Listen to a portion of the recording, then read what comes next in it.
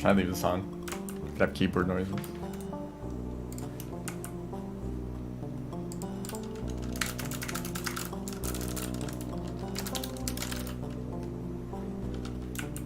No.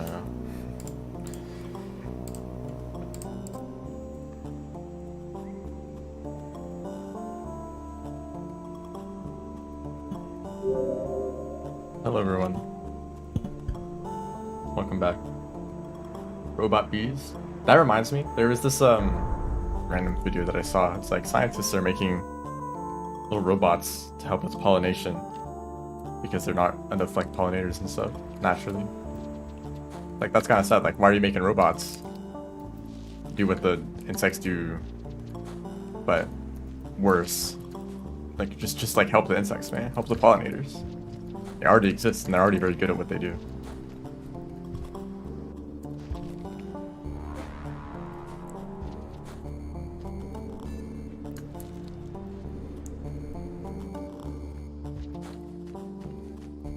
Technology taking jobs from bugs.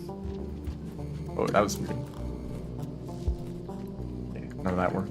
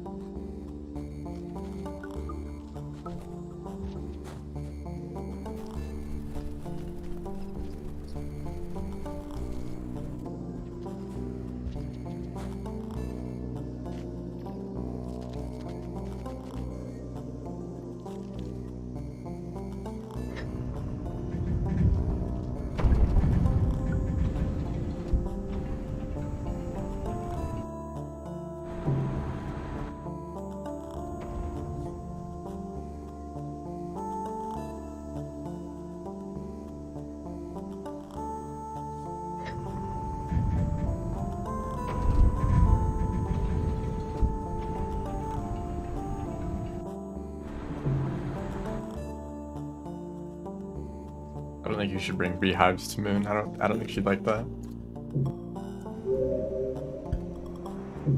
Like, hi Moon, I brought you some bees. I think a song called Rain would be more important.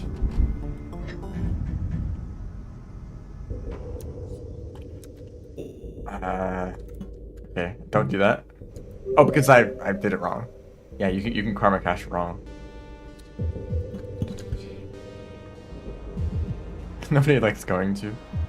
I mean, it is like the introduction to like an entire region, so I guess it is kind of significant. But I think it's actually kind of a good thing. That, like, think about this, like, none of the vanilla songs had rain in the title. They held back. That'd be the easy thing to do, talk about rain in Rain World, right? They didn't do that.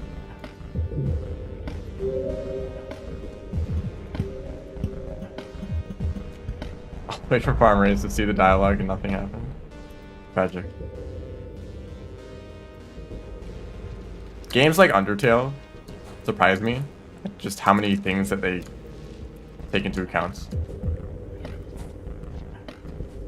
There's like an entire genre of videos about Undertale that's like, what happens if you do this? Like very specific set of actions, and the characters will have unique dialogue for that somehow.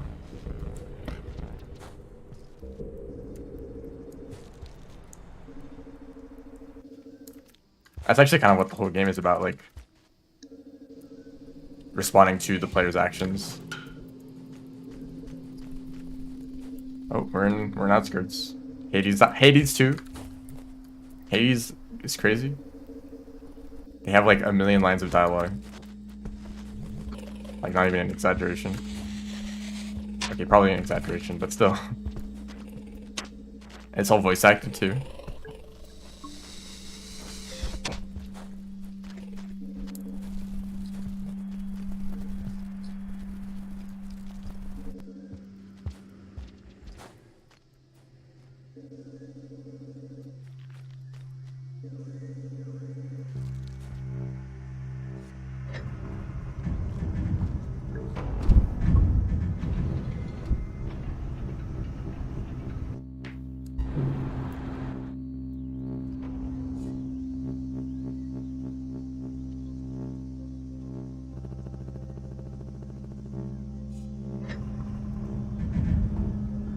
thinking about doing some moon speedruns casually, like, because there's a speedrun category called Moon Percent.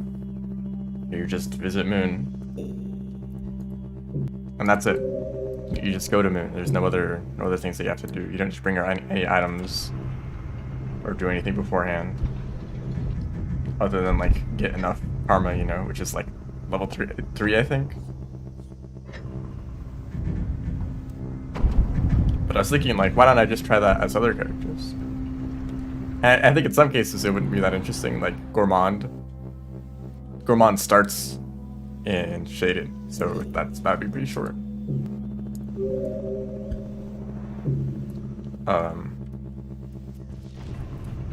Rivulet 2, Rivulet's pretty close. Like, what about I mean, what characters would be interesting? They all actually start quite close to Moon, so maybe they'd be shorter. Saint would be interesting.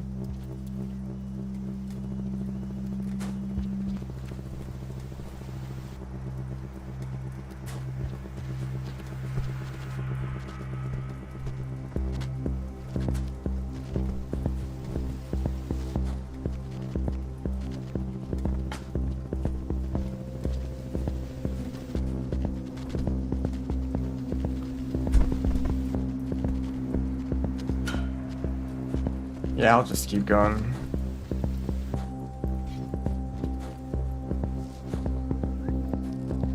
I think actually, yeah, Saint, that'd be a potentially interesting speedrun. Because Saint is lacking in the short runs that don't take forever and require that you get all the echoes. You would still need to get echoes to increase your karma. But the beginning of the run isn't too bad when it comes to echoes. You can very easily get the Sky Islands and Chimney ones.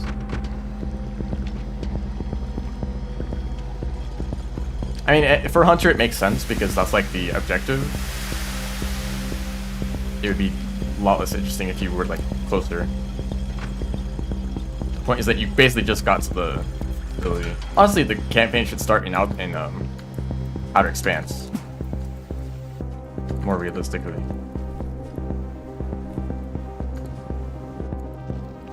So I guess Hunter goes through Outer Expanse, we just don't see it. As well as a bit of farm raise too.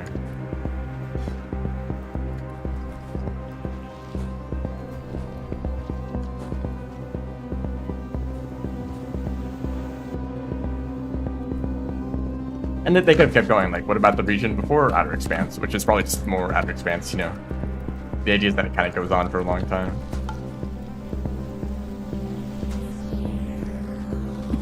Oops, sorry about that. I really didn't mean to.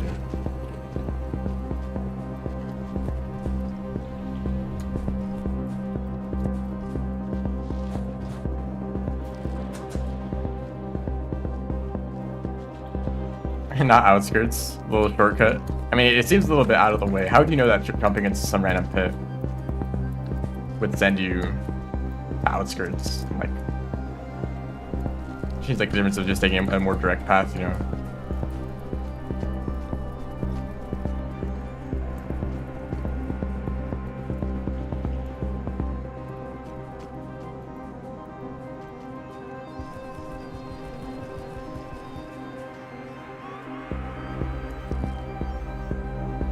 Items to bring to Moon.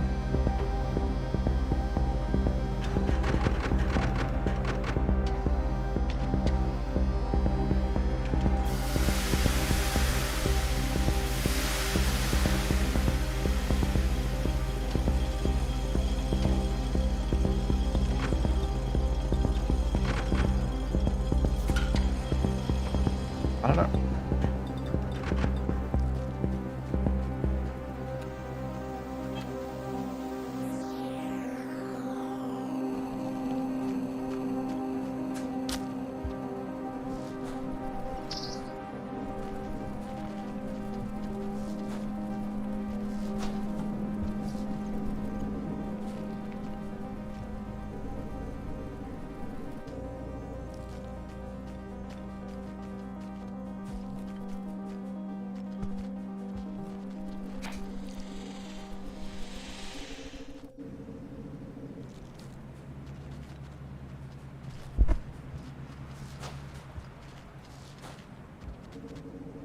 Pretty fun sequence right there. Oh, outplayed.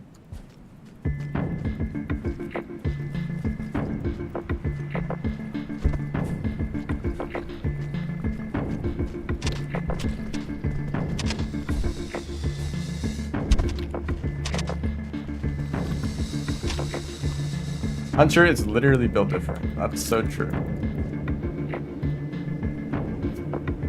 Actually, the average slugcat that we play is built different.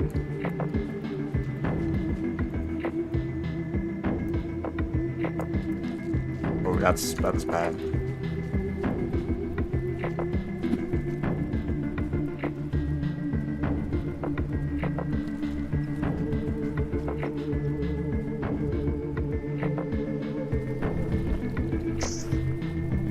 I got 2 bats.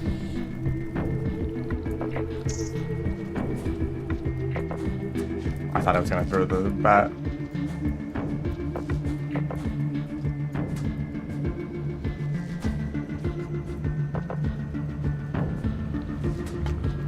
Whoa. Calm down, man.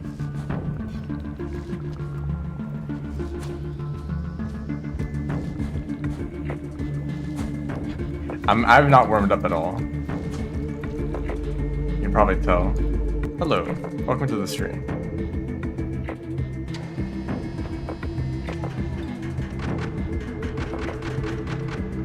Yeah, I would not be surprised if there's just like tons of ways to get past the retaining wall. Especially for a slugcat, because they're literally designed to crawl through small spaces. There's probably like tons of cracks and just like open areas to climb around or climb underneath, dig underneath.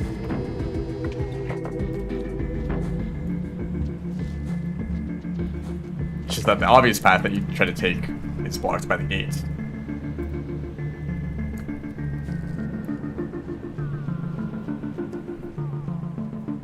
I think maybe that's an interesting possibility for a 3D game that's like Rain World. Because Rain World is actually very linear. I mean, not at all actually. It's like maybe the least linear game possible, but for most areas there is a very clear path that you're supposed to take. Yeah, there's like branching paths, but they all kind of converge into the same areas. Like if you wander around, you're eventually going to find a gate to another region. You never get stuck in dead ends. You never go around in loops. Occasionally, like there's a loop in outskirts, but there's like food over there, you know. Usually dead ends are like only a few rooms long, you know. It's never like you explore, like the entire world map is a huge circle that you can just kind of loop around, you know. It's not like there's like a region that just kind of goes off into nothing, which honestly would make more sense, right? There's just some region out there that just kind of stops eventually. But that would be interesting if it was more open-ended and it's like, oh shoot, this path is blocked off, I need to find some way to get around.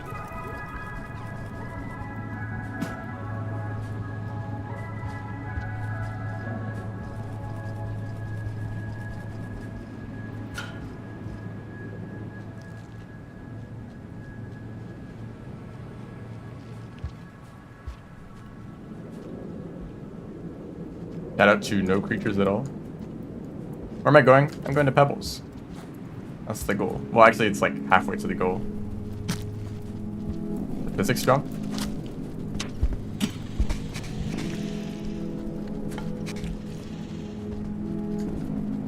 The goal is to beat the game.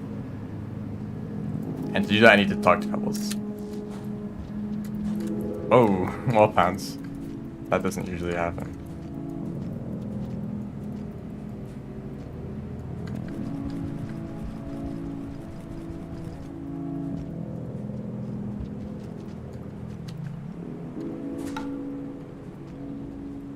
Getting better at that. And time to die to a lizard.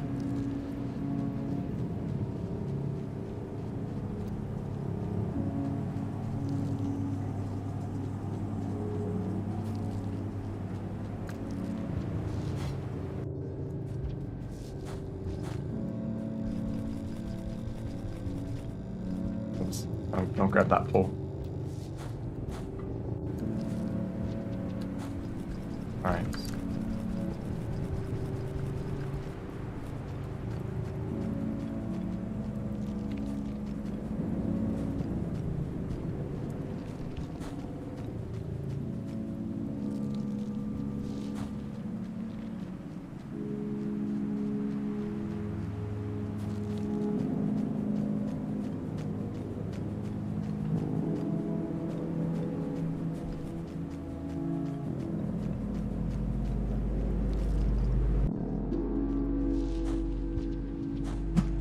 Rivet is literally just always wet. I mean, if it's gonna rain so often, you might as well get used to it, yeah. Just become the rain.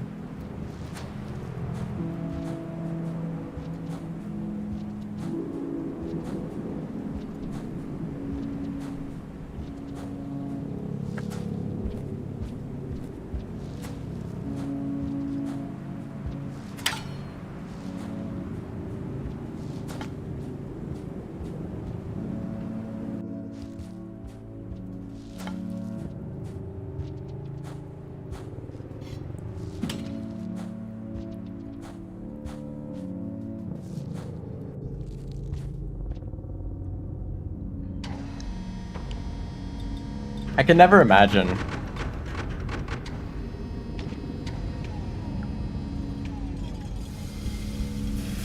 You know, I was thinking the other day, as in yesterday, if you wanted, like, take a walk through, like, a forest, or some nice, like, some nice place in nature, you wouldn't want to run, right? You wouldn't want to, like, let's say you had some sort of, let's say that, like, stamina is not a concern. You're capable of, like, running as fast as you want. You want to run through the forest as fast as possible. The point is to be there. It's not like, oh, I'm gonna try to get out of this forest as soon as possible. No, you decide to go there, and that's the destination, you know. And the activity is that you're walking there. If you had the ability to speedrun your way through the forest, why would you do that? And I think the reason is that if you're doing something else, like if you're,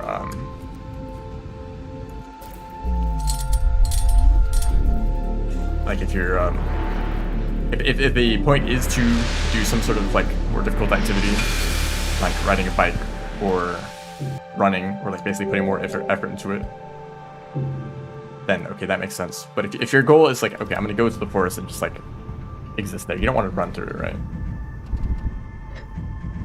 I'm thinking about Rain World. I never don't run through the game anymore. It's like all I do at this point. If I were to try that, I would actually need to, like, actively slow myself down. Because thinking about that room at the top of the wall, when's the last time I just walked through that room and just enjoyed the background and the music? Probably, like, months, you know. And that is, like, one of the more visually interesting places in the game, with the city in the background and the stars. And it's been a very long time since I've just, like, whoa, hey dude.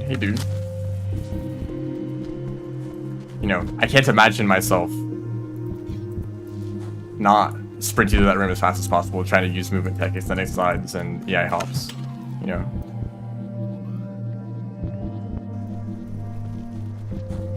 That's like saying, oh, I'm gonna go take a walk through the forest today, and then you sprint through the whole thing in 10 minutes, and that's it.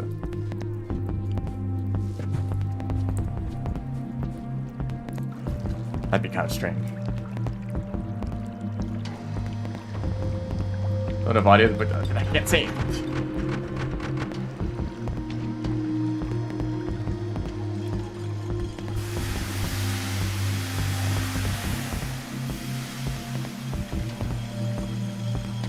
But also, I guess if you walk through the same forest like 1,000 times, how much are you going to be interested in, like, in the forest anymore? Like, I feel like I've already experienced it. You know? That's probably not true. People who do that kind of thing probably don't mind that it's the same. And there are things that change. Hey guys.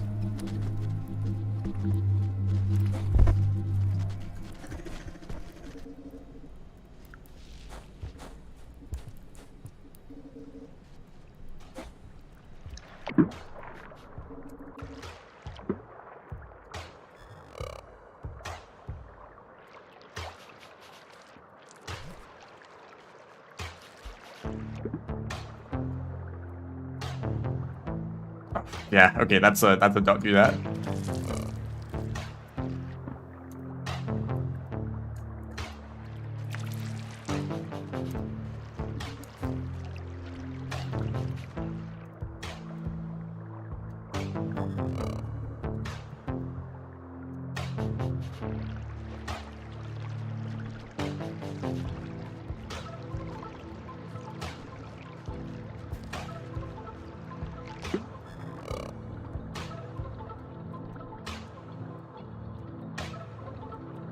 Okay, I'm gonna drown.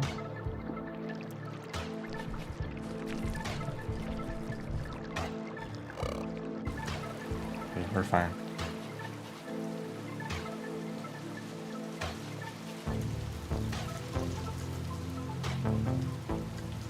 Oh yeah, usually the whole iterator thing, that's like not part of the schedule.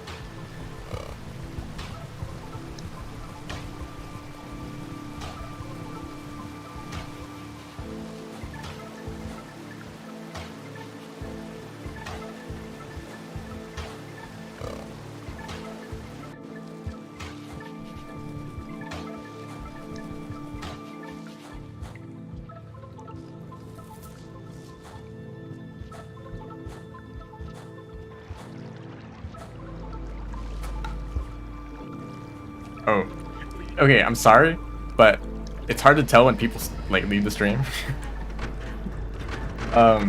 If there's a lot of activity, people are talking a lot, and one person disappears, it's hard to notice sometimes, unless they were like actively talking, like in the middle of a conversation, and they like don't respond to something.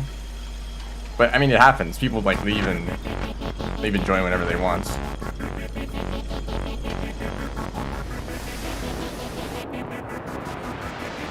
So the song is so loud.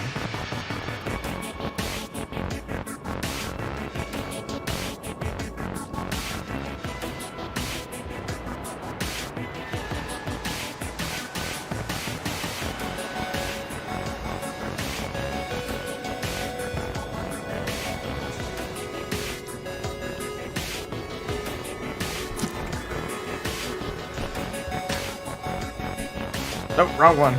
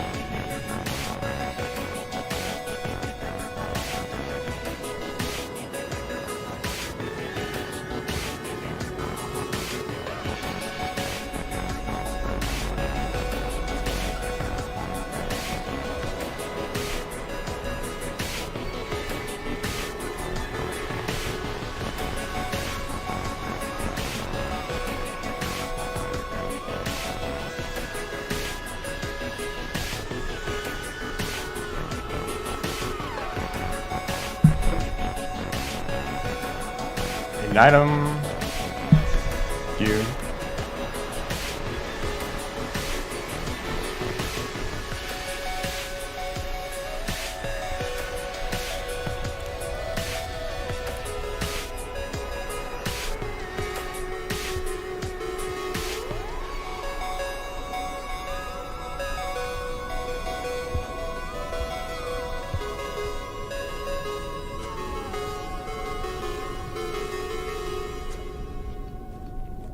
Oh, okay. Kind of bad movement there. I think aliens are fascinating.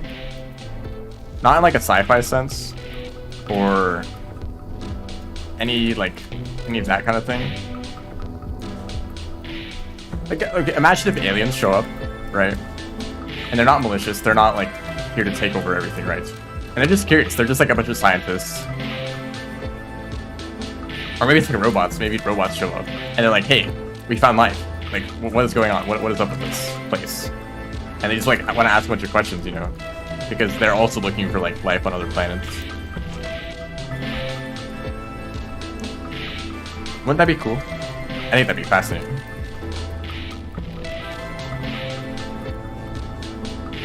Problem is that, you know, you have no idea what to expect.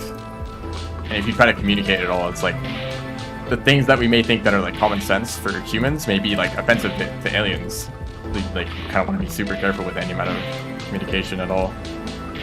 And you don't know how much you can assume. Okay, they basically like another like group of like what if it was like they're very similar to humans, but it's like a completely unique culture? Or it could be they are like completely different in every single way.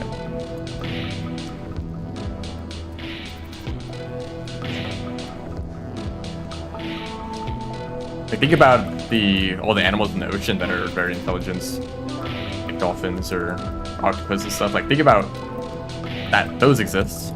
There's already like intelligent life, but they live in a completely different way, being, you know, underwater and all. Like, imagine a species that is like starts like in the ocean, but becomes very intelligent, and they manage to reach like a human levels of intelligence or beyond. You know, I'm doing awful, by the way. This is like not a good run. But like they create a whole society. They eventually decide to like explore outside of the ocean. Like, that must be so strange. They would live everything like outside would be like space for them.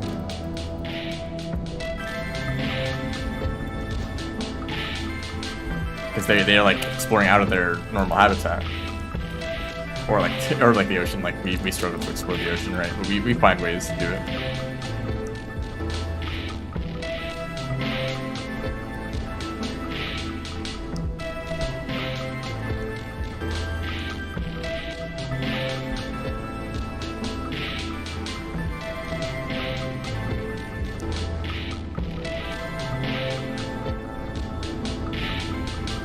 Yeah, and then it's like, do you trust humans to like, if aliens show up and they're just curious, they're just scientists, would humans be fine with that? People would freak out, probably.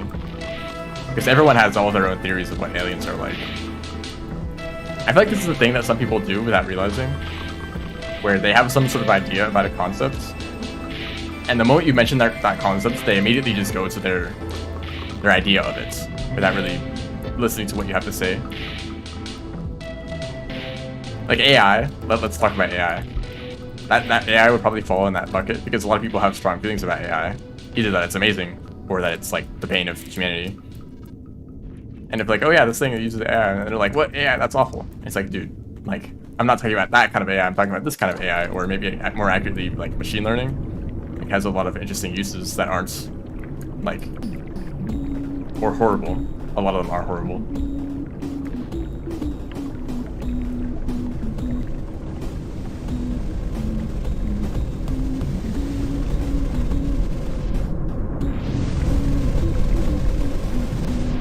Like, some people would think like, oh, aliens are dangerous, or they are friendly, or they are, you know, we can't know anything about them.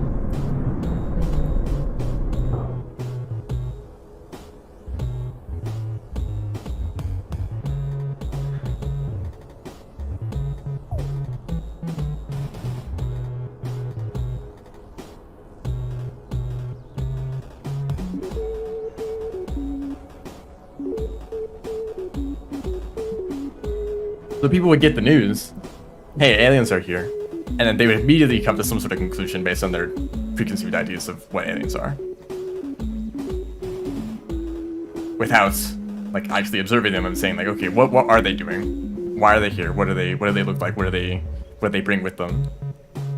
That was a real run, by the way. I got a time of 26. I think that might be worse than the time that I already have.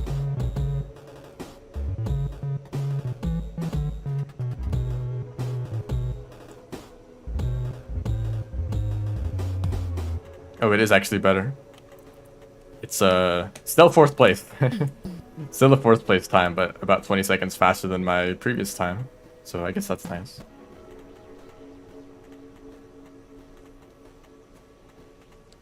Yeah, like AI, you may be referring to the AI of enemies in a video game, in which case that's not really AI, but I guess like in a broad sense of the word that it is, right? It is an artificial intelligence, it's just not very intelligent. Usually the thing that people are talking about now is like large language models or kind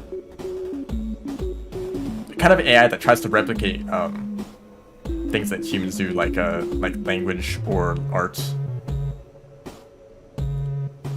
And there's a lot of AI has already been a thing for a long time before everything that's happened in the past year or two. Like all the algorithms of social media, that's all AI. The kind of stuff that determines what videos to recommend to you. That kind of thing is all over the place. Like most search algorithms probably use AI or machine learning. Because the point is to observe information about the user, see what kind of videos are what kind of things that they click on and engage with, and it's okay, use that information, learn from it, and then respond with new stuff, with things that they might want to click on, and then learn from that, and go and so on and so on. And that's why so many companies are obsessed with information. They want as much data as possible, and that has been a problem for recent. Any art. I shouldn't say art. Image generation. AI. The point is that in order to make it as good as possible, you want as much training data as possible, which means the best option is to basically scrape every single art website, at every just find all of the art that you can find, just as much as possible. Just throw all of that into the AI, and it just spits out, art. And the more you give it, the better it works. For the most part. And people are not happy about it. For good reasons. Hey, I put a lot of work into that. And you're just gonna take it without asking me or caring about me at all. And potentially with the goal of making me obsolete.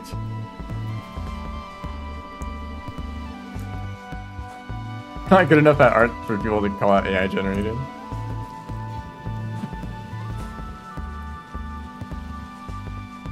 The thing that kind of makes me sad about AI is, or at least the recent versions of it,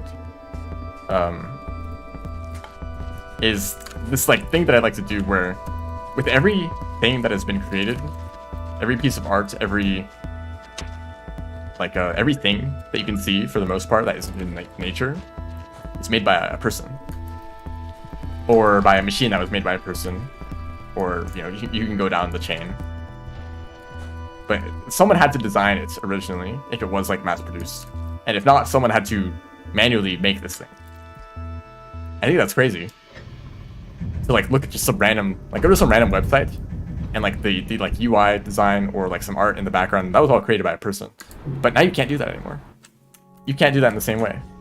Because what if it's generated by AI? You say, well, someone maybe wrote the keywords for that AI to then create it, but that's kind of not really quite the same. And then you might get to the point where it's actually doesn't have any human involvement at all, where basically some guy is let's create this thing, and then AI asks other AIs to make something for us, and then that just kind of all comes together, and has no human involvement at all.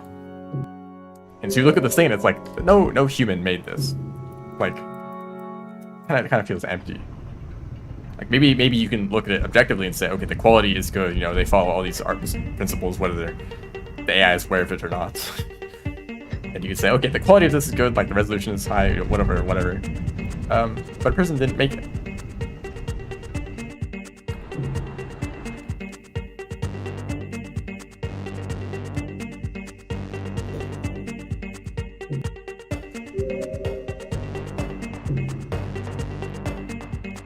Like, think about this game, Rain World. It was created before all of that stuff, which is nice. A nice thing that you can do. Like, oh, this thing is before like 2021 or 2022. This thing was created before that time, therefore AI could have not or had nothing to do with it. And it's really nice to be able to say that. So Rain World, everything you see on the screen, that was created by a person, by an artist. That is crazy.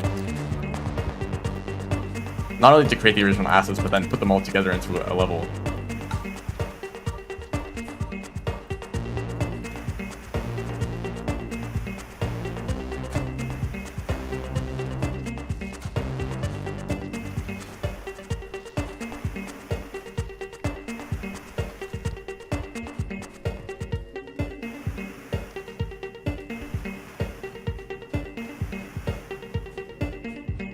Yeah, Rain World feels more new to me. Probably because I've only started playing it a lot recently, like since the announcement of Downpour. But I basically played Rain World a bit when it came out, and then a few years passed, and then Downpour, you know.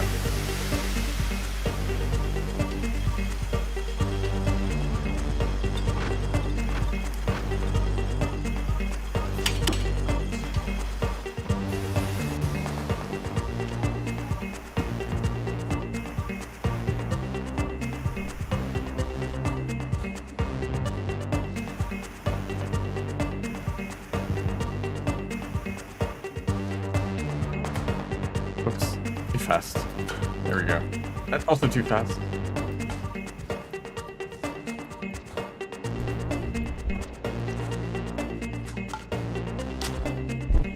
I have a question for you guys.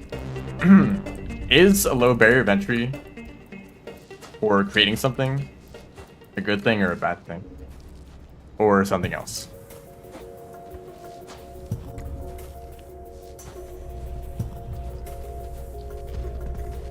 If some random person could just decide, I'm going to make this thing, and do it without putting in that much effort or requiring that many skills.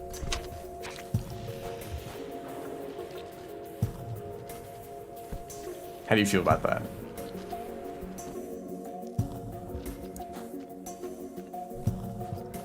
Because it's kind of hard to answer that. It's like on a surface level, you're like, okay, I want people to be able to. Okay, thank you for taking that.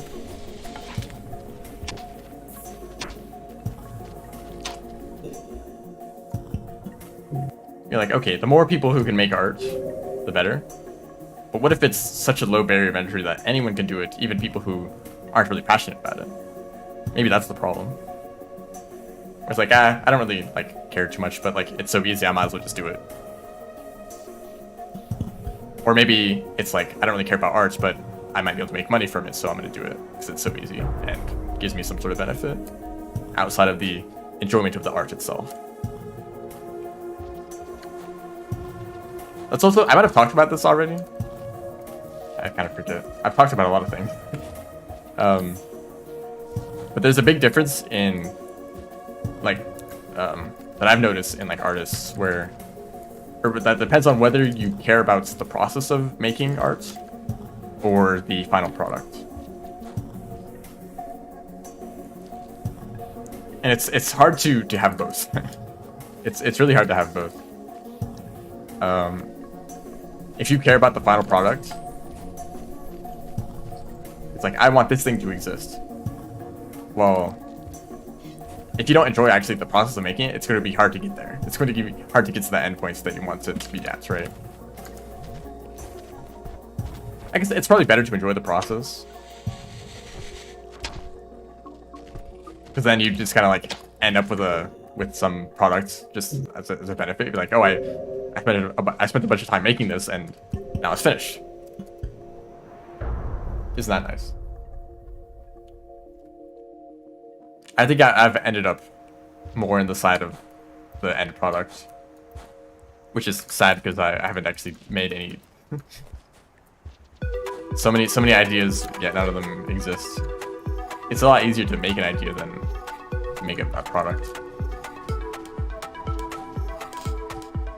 If AI tools were a lot better, I could probably do that kind of stuff.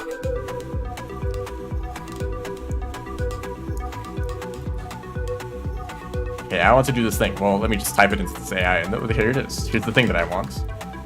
And this is like some kind of dystopian setting that some people talk about, where it's like, imagine if you could just come up with an idea for a movie and just watch it. She's like, hey, I wish I could watch a movie that's kind of like this, and then you throw that into the, you know, like this app, and it's like, here's a movie, and you could just like generate like 2,000 seasons of it, and never like, that sounds very dystopian to me. And that some people are actually trying to work towards something like that.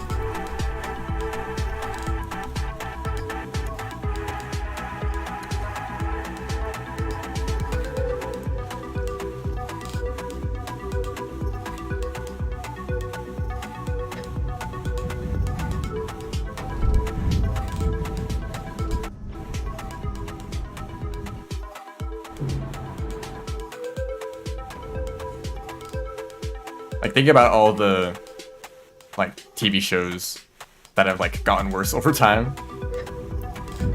That I'm personally not very familiar with. I don't like watch a lot of TV shows, but that's the thing where it's like, oh yeah, seasons like 1 through 3 were really good, but then, you know, by the time it got to like season 7, you know, like kind of like got a lot worse.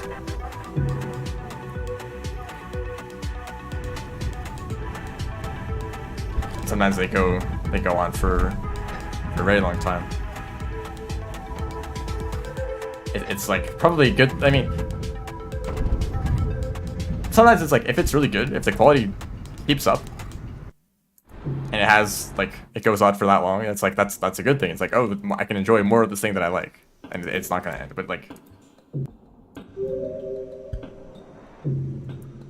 maybe it's nice if there's an ending. If the thing is actually planned out and it's like, okay, we're gonna do 2 seasons, and by the end of that, that's gonna be it. There's not gonna be any more at that point, and you can actually, you know, think about everything in terms of building up to that ending, and then being included. Oh wow. Resolved. That's a better way to say it. I should have picked up that spear.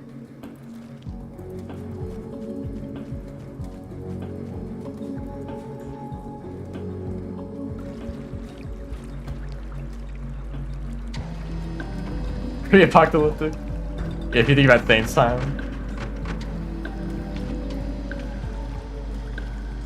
I feel like it's like post-apocalyptic. Actually, it's not really apocalyptic. Like, was there some sort of like big calamity? Like, not really. It just kind of like, things just kind of slowed down, you know?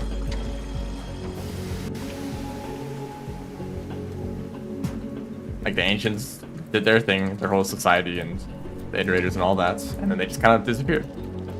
And we're just kind of living in the aftermath of that.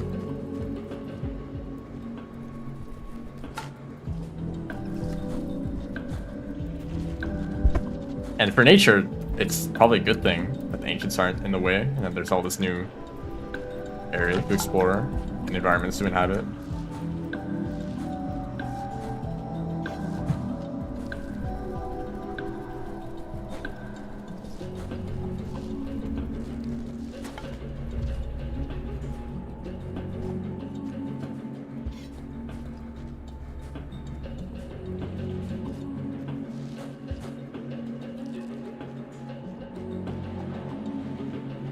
It's pretty post-apocalyptic too.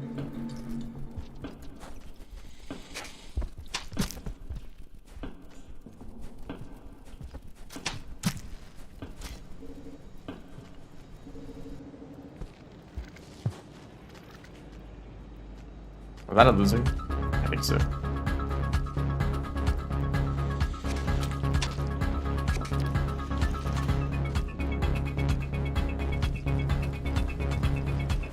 Oh, and now you're gonna climb up that side. Okay.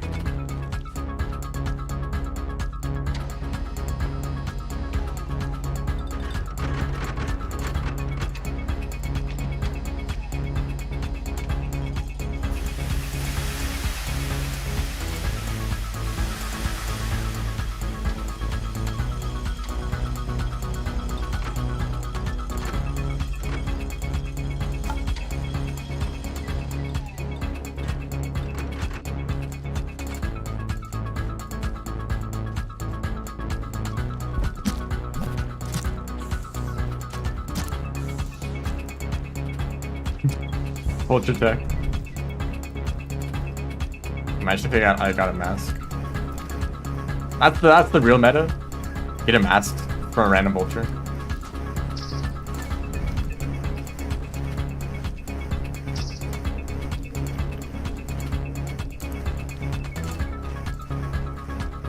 I did notice that. Oh shoot, why did I look away?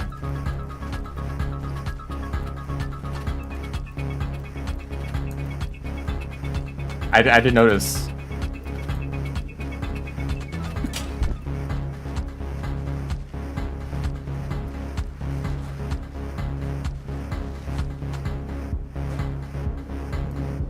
Which one of your... Oh, I'm so sorry. That was just like, I did not mean to do that. It just kind of happened. Out of my control, honestly.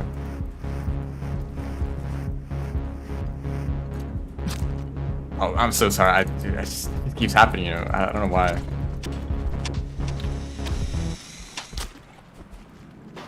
Oh, don't worry about me.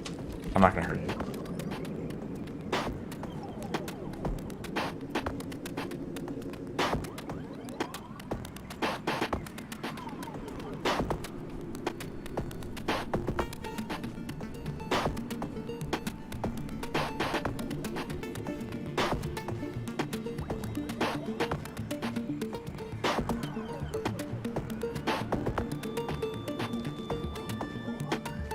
That was my control scheme. You should have seen my stream from like a few days or like a week ago. That was a fun stream. I might actually do that again. But the letters in the input display, those are not the actual buttons that I'm pressing. Those are just the abbreviation of the inputs, or the actual like action. Like J for jump, R for roll. The key bindings are different.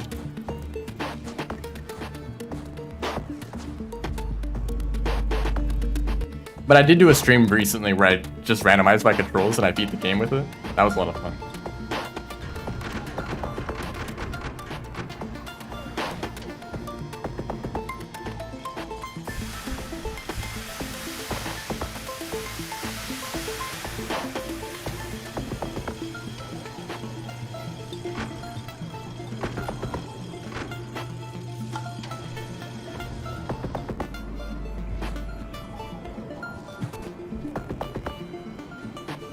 Is controller good? Controller is totally functional. For like very high level speedrun tech, controller does kind of suck. In some specific cases. It's good for swimming though. If you want to swim very fast, controller is your best option. If you want to climb poles very fast, keyboard is the best.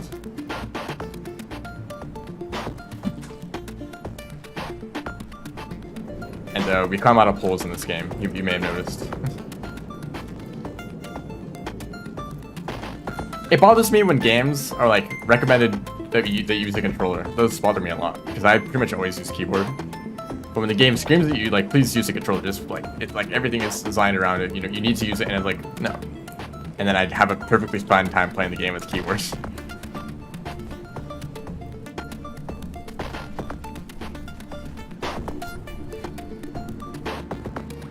It is probably better for your hands. I'm not going to disagree with that. Or maybe it depends. I mean, I didn't grow up with a console. If you always played like Xbox or PlayStation games, then like, yeah, you would probably prefer a controller. Just like naturally. Like if there was an optic controller, you would use it. But if a lot of streamers are like, which should I use a controller or keyboard for this game? And everyone's like, you have to use a controller. It's like the only way. I might die here. It's like, just like use whatever you're comfortable with.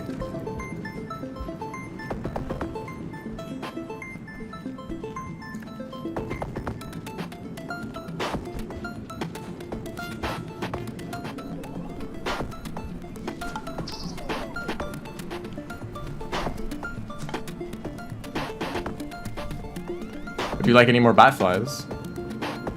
No, that blue lizard is scared. They're running away from the rain. That's why they're moving so fast.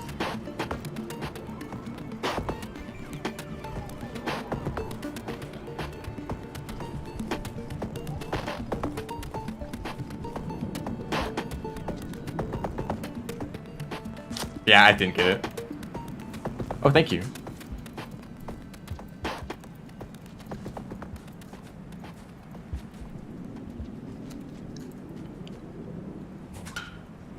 Well, that was unnecessary.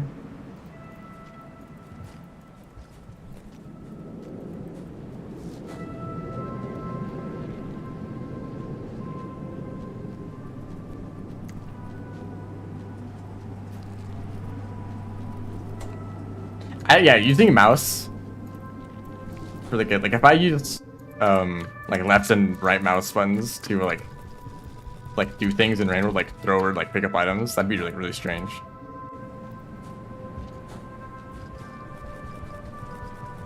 So I usually use like WASD and arrow keys.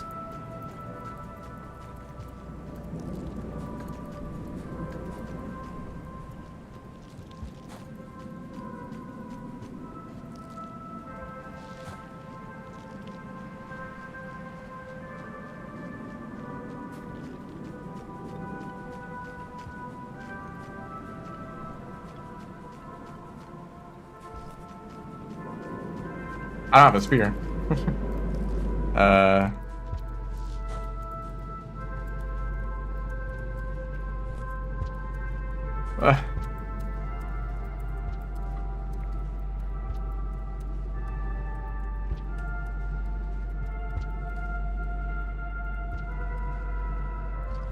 Well, we're gonna be here all day. Here, I'll just do.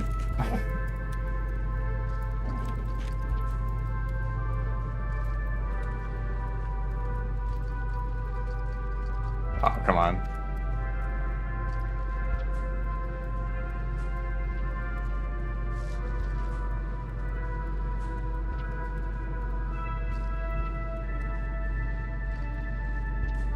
What if I tried it up here?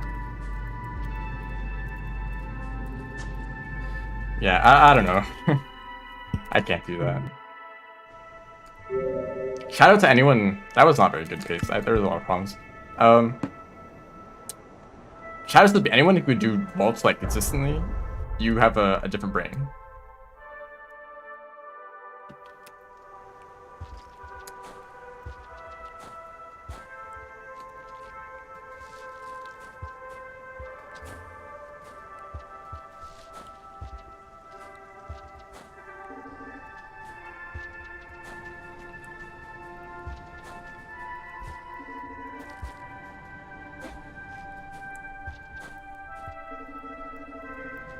Use 2 hands for vaults.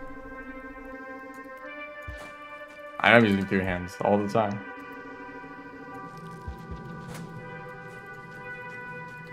You know, Shrub, allegedly, you know, I've heard rumors that you may be playing Gourmand. Is that true?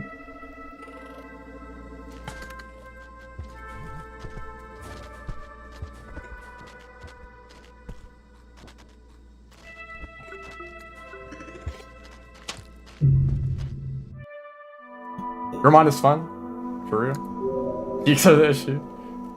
I think the Eek is like the best part of the run. Where you can start like moving around a lot with no like stamina penalties. Is there stamina penalties with using a yeek? I don't think so. Not nearly as much. Yeah, I've noticed with your streams, you're like doing like 5 different categories every stream. Maybe I should do that. Every death I switch speedrun category.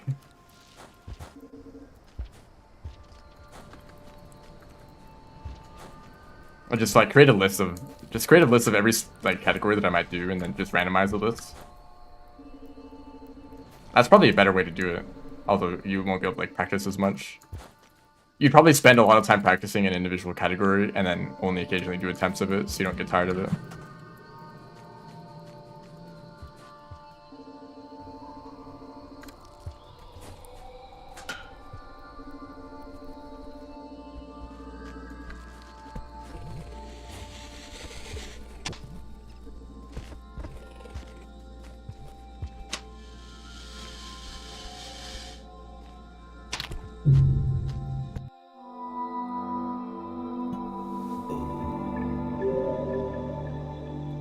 It wants me to play monk. Yeah, yeeks, they are still inconsistent. They didn't really fix them completely.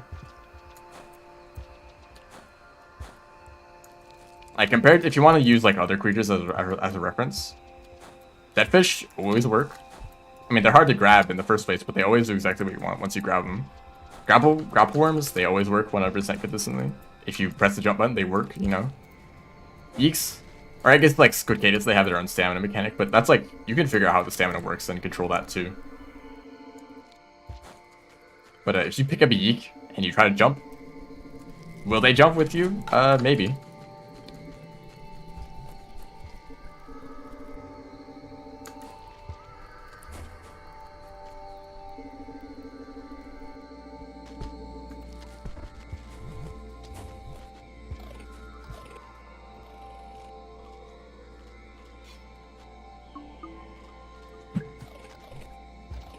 Are you stuck?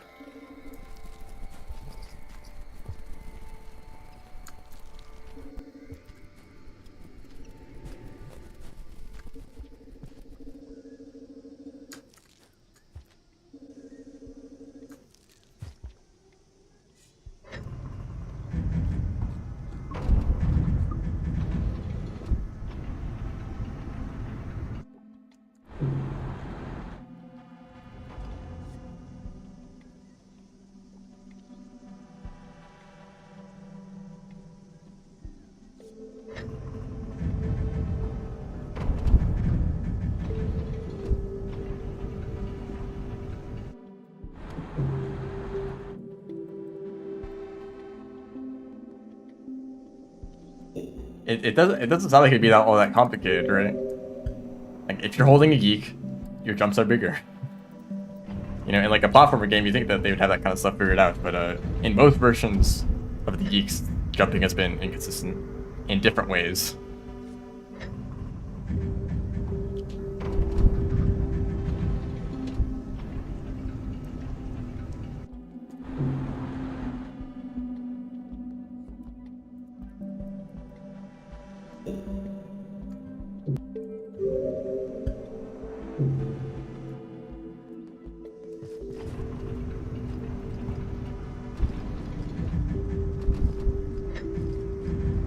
Yeah, I can do that. I just need to use two hands. Maybe if I... No. That wouldn't work. I should have picked up that rock.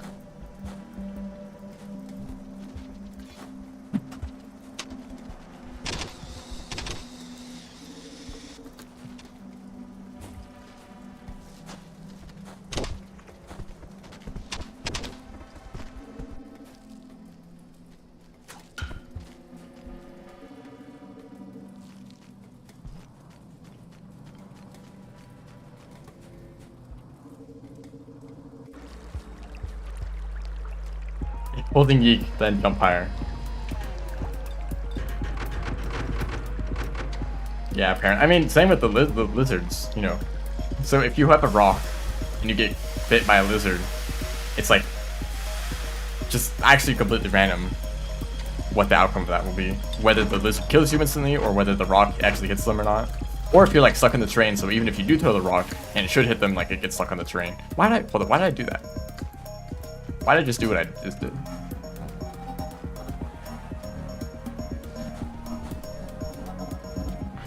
The geek summoned the song.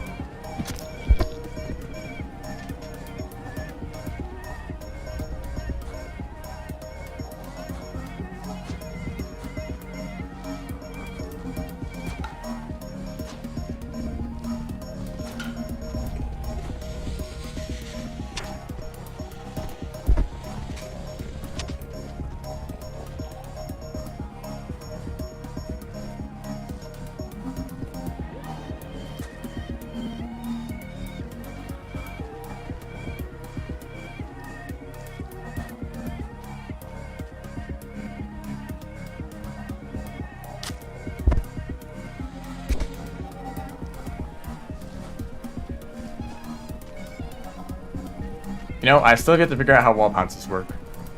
There's like 3 different variations if you try to like do one into a corner like that. Like you either gain a lot of height or a little bit less height, or you just like go like in the other direction completely. And if you're playing Rivulet, then that all gets amplified by like 3 times.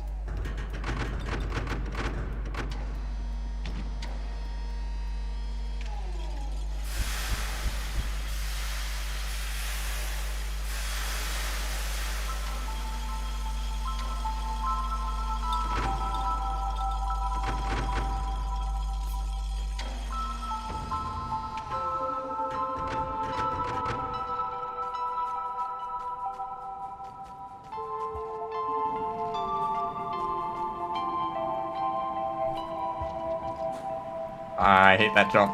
It's hard to tell where you should jump.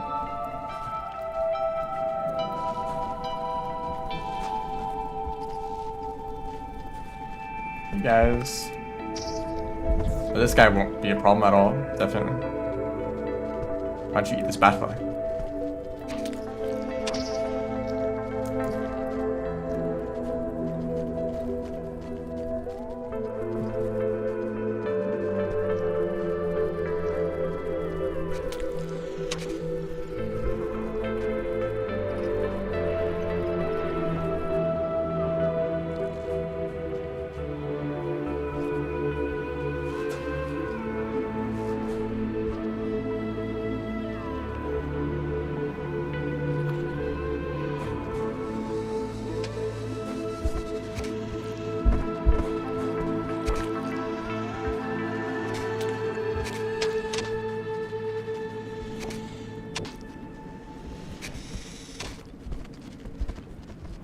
Thank you.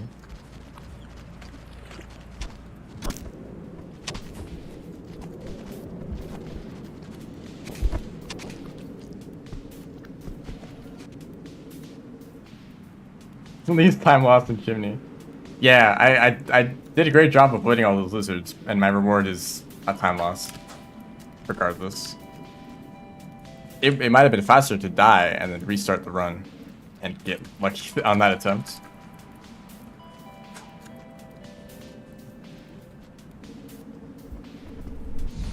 Okay, guys. It's a good thing those flying dudes. It's a good thing they don't have like a range projectile, like a harpoon maybe, where they could like hit you from a distance. But maybe they could be like really accurate too. No, that'd be too rough, wouldn't it? Yeah, people would probably die of those too often.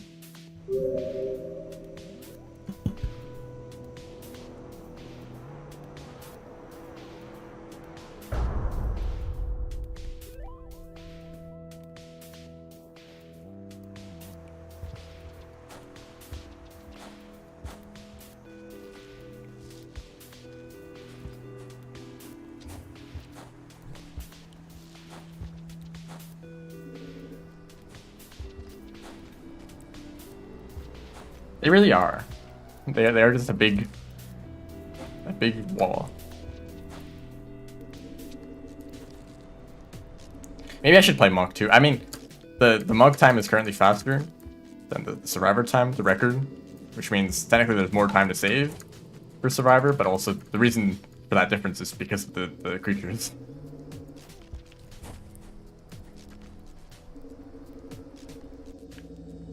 I need to stop picking up items before this room. They better just make it more difficult for no reason. Yeah, the Monk time should be faster. I think it wasn't for a long time because Survivor was more popular.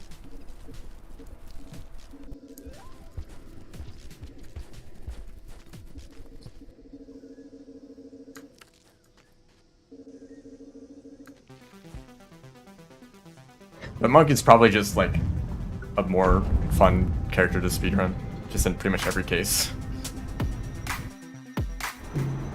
Except for any area with a lot of swimming. Actually, did that get changed with the rules?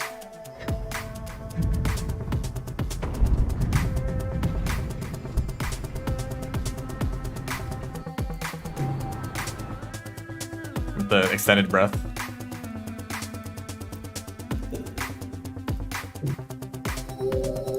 Not allowed. Okay.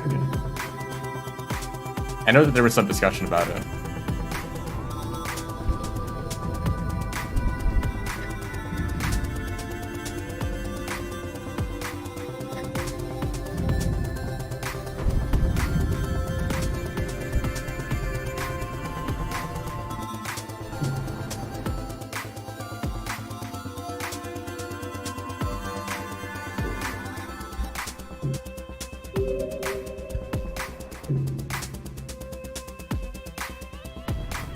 I think that's kind of interesting, you know, like most monk categories are really easy, but then there's like 40%, which is like actually quite difficult in some areas. But like not really, because it's not like creature aren't this difficult, it's just like your execution with like swimming and some skips here and there.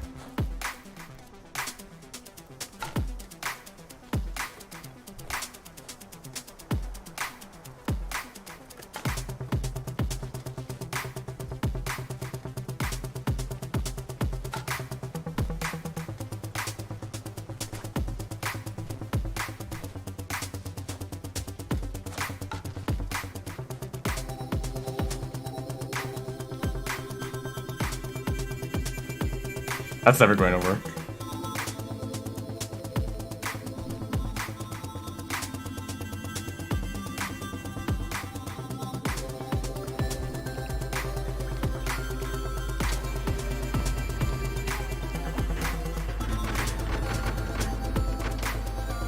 This is a very nice song.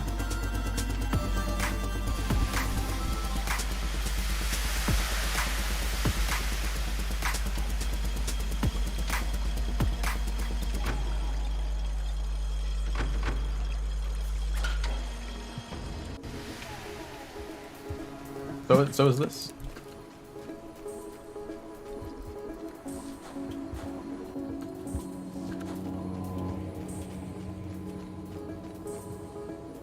No item.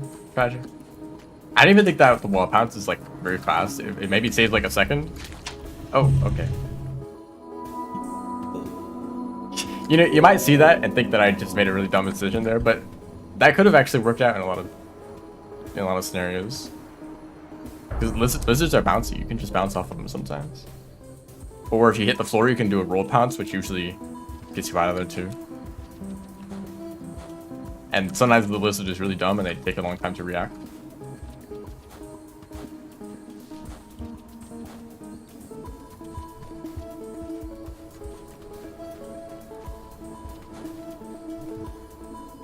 Oh, lizards are trampolines. That should be a mod. Every creature is passive, and they are all like bouncy. No. They're not passive. They are like aggressive, but they don't attack you. So they like get close to you without killing you. Kind of like the pink lizard from the wing cat mod, like an older version of it. If you know what I'm talking about.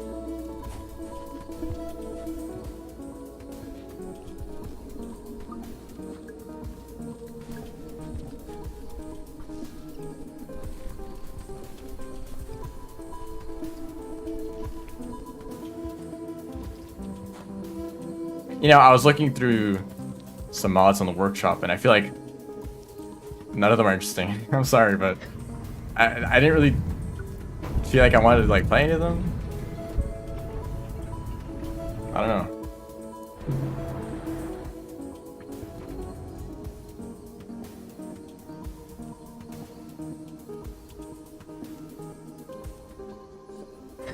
Like either they're all like joke mods, or they're like entire like regions, and for whatever reason I don't want to engage with those.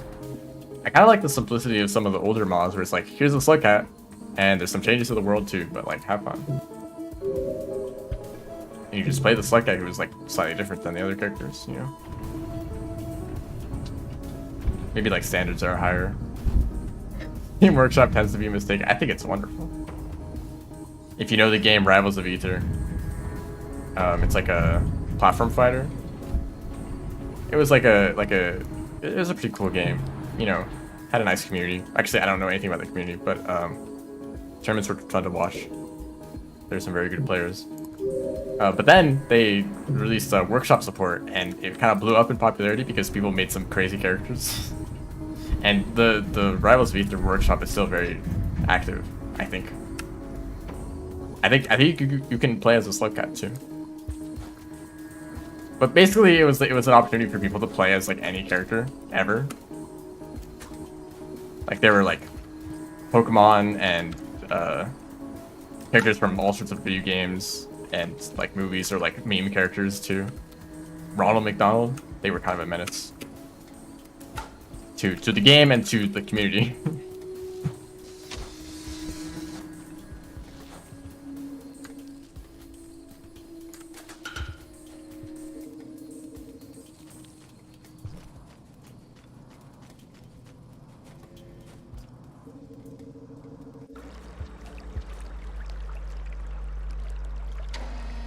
But it basically became like the most open fighting game.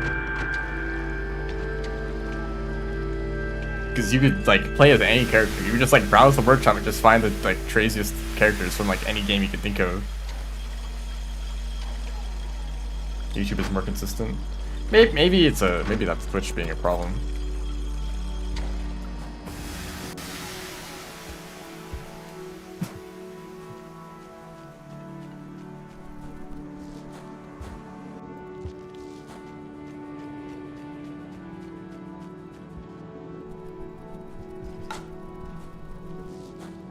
It's very fun to do that very quickly.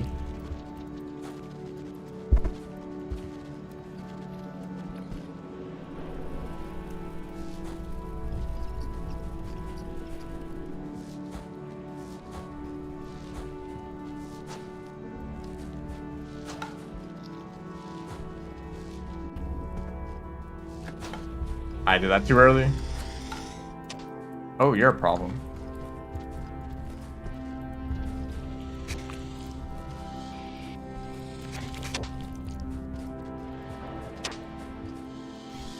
Challenge. Jump up that ledge while under pressure. Hello. And also hello to everyone who has joined the stream recently. I appreciate it.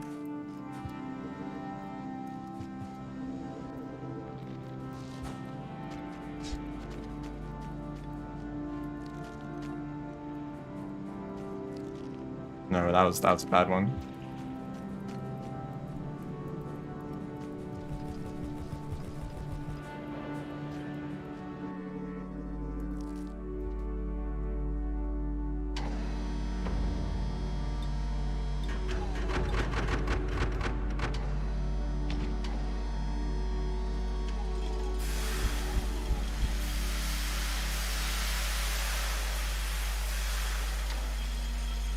You know, that reminds me.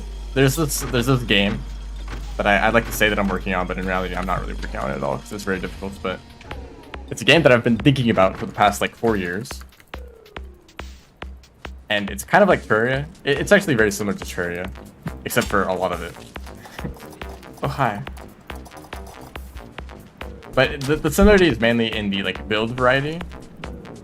I really like the way that you can replay Terraria, like. I mean, a reasonable amount would be like 4 times, 1 for every class, or maybe like 5 times, 1 with like an introduction to the game, and then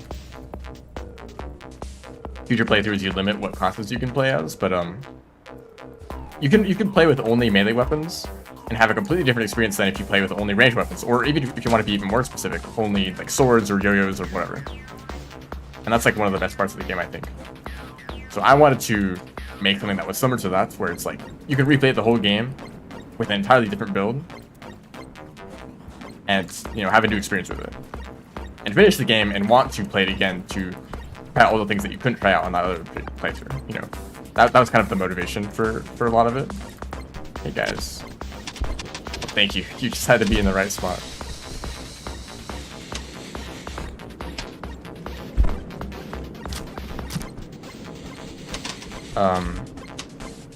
It's like this thing, but not at all.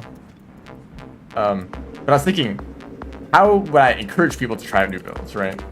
Because if you just give them all these options, there's a decent chance that someone will find the option that they think is their favorite, and then just stick with that for the entire game. I guess there's nothing wrong with that if you really want to do that. But you might be missing out. You might be missing out on a lot of variety if you never even think about trying new stuff, right? So I would say, like, okay, how do you encourage players to try out new builds?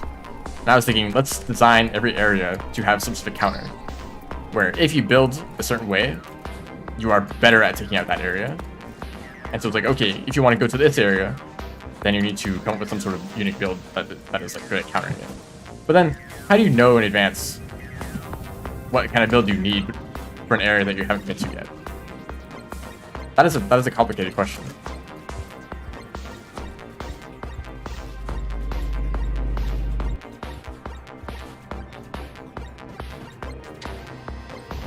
Let's say I want to encourage like an AoE build. It's like lots of explosives or like piercing attacks or like any way that you can deal with like a large group of enemies.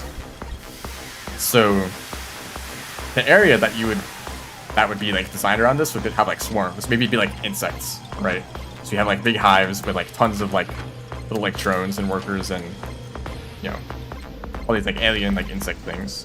So it's kind of like a sci-fi setting. But like alien insect swarm, you know, you've seen that kind of thing before. And these huge groups of bugs, you know, you can take out with explosives with like fire or whatever. Some sort of AoE effect. And that sounds nice. And since you have a build that is designed to take care of these enemies, you can make them a lot more difficult. Because you know that you're going to have a build for it, right? If you use another build, like a single target damage build, you're not going to be able to survive as well. But that's also kind of its own challenge if you want to try that, right? So how do you know in the early game to plan your build and then go to the right area that like has that build in mind? That like how exactly do you do that? I'm not sure. It's very complicated. I guess the simplest way that I've thought of is to have a boss fight that is more difficult than average. And if you defeat that boss, you can then take the path into this new area. But like that build is like a strong counter to that boss fight. So it's like very difficult, you might struggle with it a lot. But if you have the right build, then it's easy and you can go to this area where your build is like designed for, right? Maybe. But I feel like that's like if people meet a challenge often, or certain people are determined to defeat that challenge, even if they are like not able to, like if they're really struggling with it. They're like, okay, I'll just put like 100 attempts into this. And eventually I'll get it right.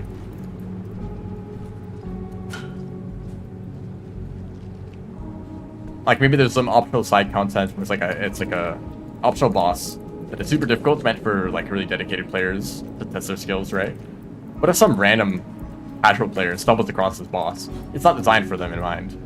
And they're gonna struggle with it, but maybe they're like, you know what, I'm gonna defeat this thing anyway. And they put like 100 attempts into it. No, my moves.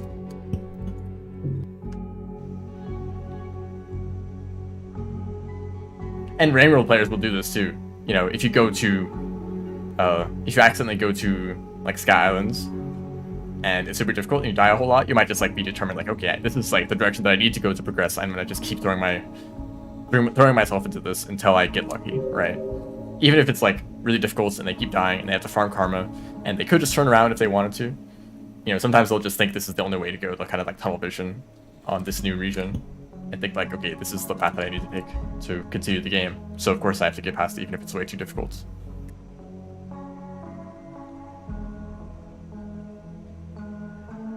And of course they can't know that there's an alternate path that they could take that would be a lot easier. They don't know that. That's just information they don't have. You know, as far as you know, taking different paths might be more difficult. Maybe this is the easy path and you're just bad at the game. And that could probably be true for some people. If you go to like industrial and you die a lot there. Like, oh shoot, this is too difficult. Let me go back and explore this area called drainage system.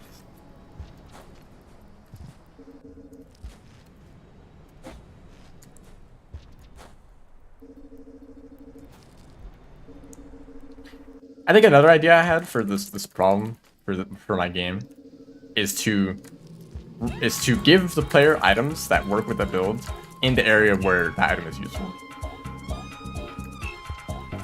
So you go to this area and there's like a big swarm of insects, right? And it's like, you know, it's challenging, but you know, it's not too bad.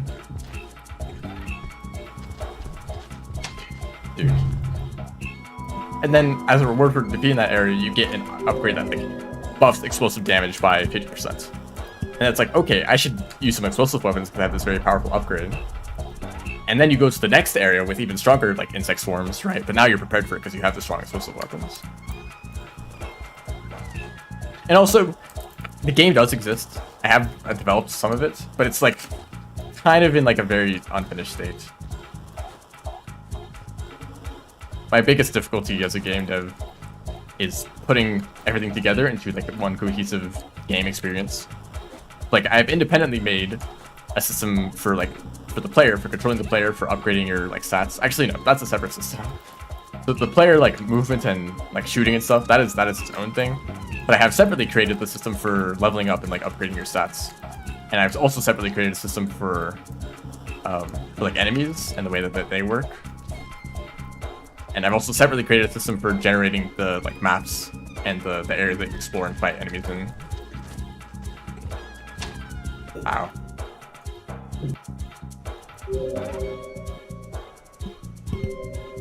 But I guess you could say some of it does exist, but most of it is conceptual. Especially on like the more art side of things.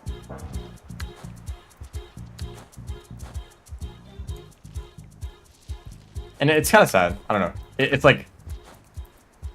It's almost exactly the kind of game that I would want to play. But in order for me to play, I need to go and make it.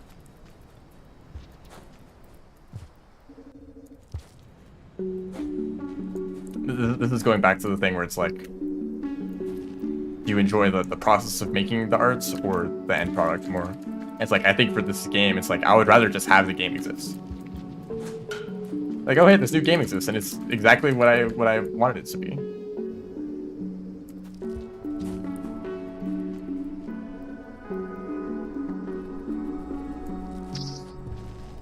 I didn't think about that batfly being food.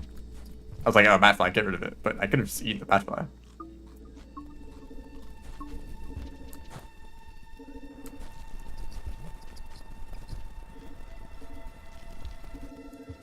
I mean, sometimes game developers are just, you know, it's just their job, you know. Maybe they're not the lead developer or like designer or whatever, and they are just like a programmer or whatever. And it's like, okay, we're like working towards this project, but I don't really care about the project itself. You know, there'll probably people like that. I imagine it'd be difficult to be the one designing the game, and like, not really care about the final product. Although sometimes people make really difficult games they aren't capable of beating themselves. They know that other people will have a more enjoyable time with because they are up to the challenge.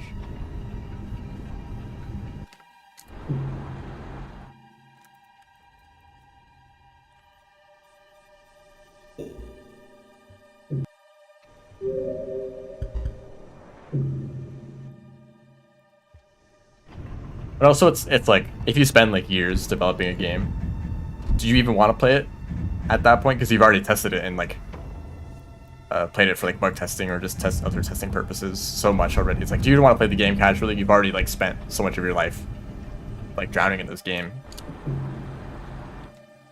You're probably tired of it by then.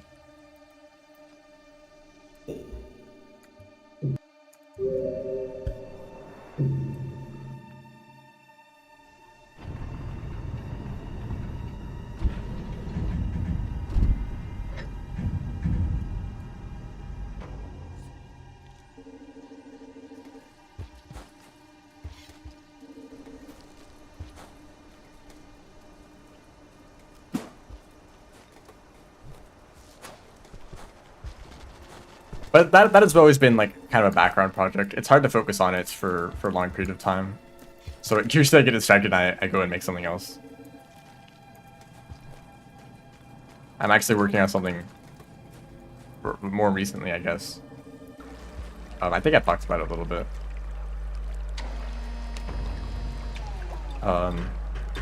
The point was to be like lower scale, lower scope, but it hasn't really been that.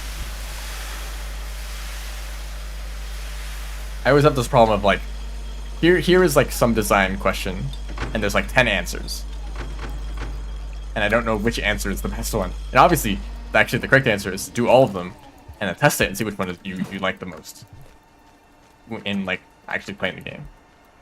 But that's like 10 times as much effort, right? If you like want to test out that many options.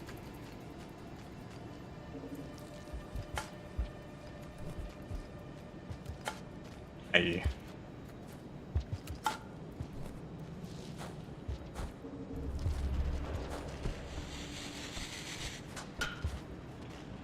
Inspirations for the one I was talking about earlier.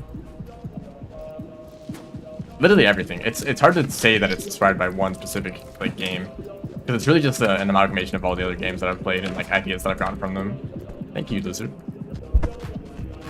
I think that's how it is for a lot of developers. You just kind of play games, get ideas from them, and you're like, oh, what if a game had aspects of this game and then that game, and then what if it had this kind of visual style reminiscent of this game or not game? It might be like you might start with a story and then see how gameplay would fit around that story. Oh, come on. Yeah, you're fast. Wow, that was a very long tongue, really. They're down here and they reached me from up here.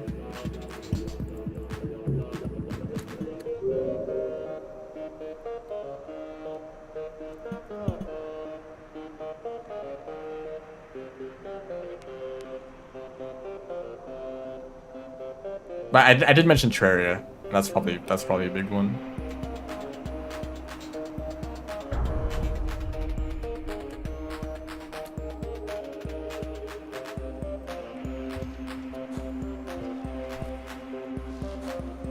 But for every system in the game that you make, you kind of have to take inspiration from somewhere. It's very hard to just come up with an original mechanic.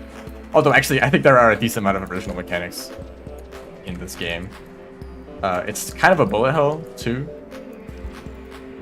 even though I have not actually played many bullet hell games. But in some bullet hells, there's a mechanic that I don't... Grazing, I guess, is what you would call it. Or if you get really close to bullets, you get something. Usually it's like points. That's the thing in Deltarune too. If you get really close to bullets, you get... I forget what it's called. Whatever like the mana is in that game. So you're kind of incentivized to put yourself at risk to get close to bullets and benefit from it a little bit. And so in my game, that's how you heal. But not completely. You don't always heal from getting close to bullets. You can only heal... Okay. Maybe, if I say it out loud, it kind of sounds like it's too complicated. And maybe it is. Because it makes a lot of sense to me, but maybe if some random person were to pick up and play the game, it'd be kind of strange to them. But the idea is that every heart that you have has two parts of it, right? So let's say you have 4 hearts, and that would mean 8 total hit points. The first hit that you take on a heart can be healed by grazing. So if you take damage, you can get close to bullets, and if you do that for long enough, you'll restore that half heart, right? If you take 2 hits and you lose the entire heart, then you can no longer heal that with grazing. You then have to use some sort of consumable health recovery, and that has limited uses, right? Whereas the grazing to heal half of your heart, you can do that unlimited amount of times. So as long as you can always restore that half heart that you lose by grazing, you can always keep your health up. And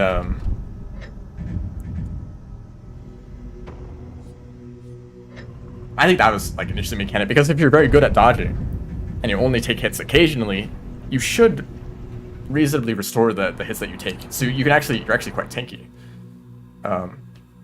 But if you don't understand a bullet pattern at all and you keep taking hits, then that's when you start to actually take a lot of damage. And for healing, you always use the same. Let's simplify things, because there's so many layers of mechanics that are just kind of piled on top of each other. But let's simplify things. Let's say that you have 10 health potions, ignoring the fact that it's not actually potions and it's a sci-fi game. But let's say you have 10 health potions. Each health potion fully restores your health, but it takes quite a lot of time to drink a health potion. And if you take damage while drinking a health potion, you don't recover the health at all, and you still lose the health potion. So if you want to heal in the middle of a battle, you need to be very confident that you won't take damage in the next 5 seconds or so, or however long it takes to heal. So if you're very low on health, or if you're let's say you're half health, right? You could risk it and try drinking a health potion right now. But if you take damage, then you've lost the health potion and you've taken more damage and you couldn't heal, right? So, and also, if you took more damage before you healed, you would get more health out of that health potion, right? Because it always restores your health to full. So if you want to preserve your health potions for as long as possible, it's ideal to only heal at the very last moments. But of course that's risky, because if you take damage, then you're just dead at that point. If you get your health that low. It's a very risk-reward system.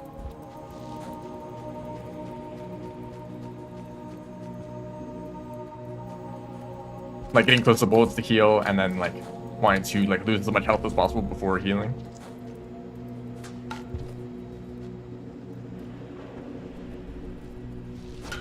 And I think there's actually personal motivation to not be completely inspired by other games. I don't want to just say, oh yeah, healing, it's like Hollow Knight. Oh, this mechanic, it's like, you know, like this game. I don't want to do that. I still want to like the inspiration may be like, okay, there's some bullet hell games that have this grazing mechanic, but what do they do? How can I take this grazing mechanic and make it more interesting? And I didn't really start with that. I started more like, how do I want health to work? I was like, okay, what if you had to get close to bullets to heal? You know, that's kind of like very, very risk reward, because if you mess up, then you just take even more damage. And I actually did end up making that mechanic, and it is fun. To like, oh shoot, I'm at low health, I need to like get into combat, and like that's another thing. Like you don't want to. I'm not a fan of games where you heal by getting out of combat. You know, like oh I took damage, time to leave the battle and wait for like 10 seconds for my health to recover. That seems kind of boring.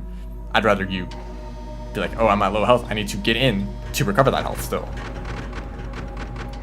Hollow Knight, the way Hollow Knight works does bother me a little bit, because it actually kind of encourages like base tanking, because you get soul by hitting enemies, and then you can use soul to heal, right? So you end up in a situation where you can just run into an enemy, and even if they hit you, if you hit them enough to gain the soul to heal, then you didn't lose anything from that encounter, right? So we can often end up in situations where you just kind of get lazy and you're like, let's just attack this enemy. If you get hit, it doesn't matter, because then you just heal from the soul that you got. I think it kind of like prevents some people from actually learning the enemy attack patterns and like learning how to dodge them. And then people go into boss fights ready to just heal all the damage they take, because that's what they got used to from normal combat. But the boss fight is actually too difficult. It's too active, you know, there's not enough time for them to heal. So they end up dying because they just face take a ton of damage, try to heal it, and then they get hit because they didn't do it at the right time.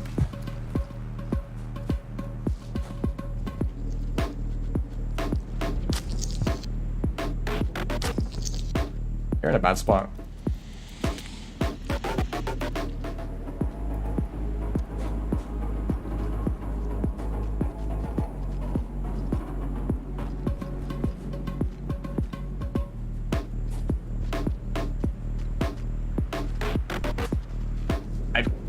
I forgot to do it, and then I like went back to do it for some reason, even though it was probably slower at that point. It's top down. It's like think about Enter the Gungeon, if you know that game. It's kind of like that in terms of like moment to moment gameplay. It's kind of like Gungeon. You're moving from room to room, fighting enemies with like a shoot 'em up style. Although another big difference is that the doors don't close behind you when you enter a room, which is significant, because the way that so many games work that are similar to like Gungeon, the way that they work is you enter a room, enemies spawn in, the doors close, right? You defeat all the enemies, and then the door opens up and you go to the next room. And that is how every single area works, right? I don't like that system. That was close. It's kind of boring and repetitive. It's like the same process every single time. You enter a room, defeat the enemies, go to the next room, defeat the enemies, you know, just do that forever. So in this game, there are no doors. The entire map is open at the same time, right? If you want to, you can just run past the enemies. And I love that kind of gameplay, because it's actually extremely difficult, because you're running into rooms filled with enemies who are all attacking you. Some enemies from previous rooms will start chasing you. So it becomes very chaotic of like sprinting through, trying to find the best path forward. You might end up in dead ends, you need to backtrack, passing all the enemies that are now chasing you. but maybe you want to collect resources on the way, like pick up items and stuff. And so you're still trying to like get items. You're not like trying to skip past everything. That's just one playstyle that you can build around, like by increasing your speed, maybe some stealth abilities, maybe more defensive abilities if you're not fighting everything that you run into. Maybe like AoE weapons to like deal with like the huge crowd of enemies that are chasing you. Or maybe you don't like that kind of playstyle and you want to take it very methodically. Just go from room to room, killing every enemy that you see. If you want to do that too, you can. Maybe it's only Hunter movement that can do that role.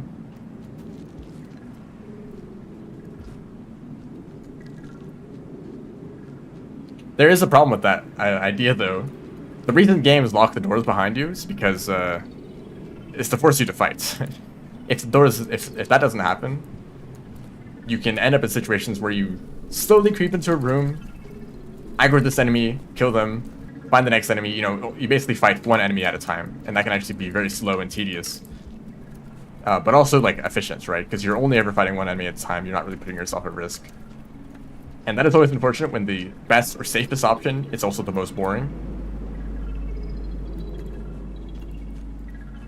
Because people will do that. You know, people will find the most optimal way to play the game, even if it does ruin the experience. Some people will do that, and it can be kind of annoying to like have to purposely ignore the best strategies to make the game better for yourself. It's like, why do I have to put an effort to make the game more fun? Should the game just be like this by default? So like, I'm not quite sure how to solve that problem. Maybe some enemies are very defensive and force you to run in to attack them, which may engage you with other enemies, you know.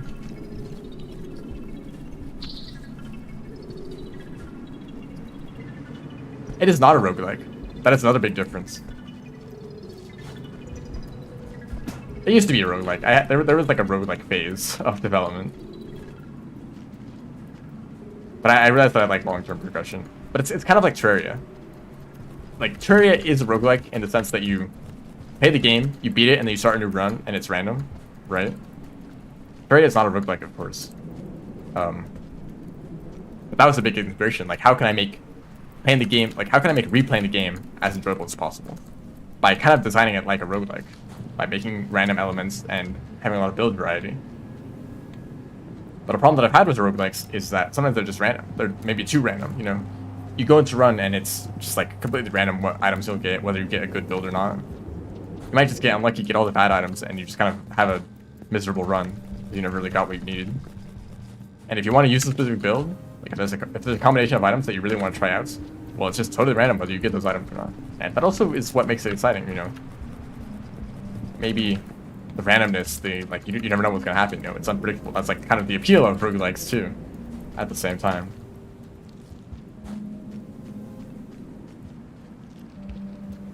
You don't know what kind of build you get. You might get really bad items, and then it's like a test of skill. Like, can you still beat the game without getting the good items that you need to win, right? Or you get the really overpowered items, and it's like, okay, now you get to have a fun run, kind of destroying everything in your path, right? But part of it does bother me a little bit. Like, maybe, what if you just had a little bit more control to make the build that you wanted to test out the combinations of items that might have interesting synergies? But also, you still kind of want some elements to be random, just for like variety's sake.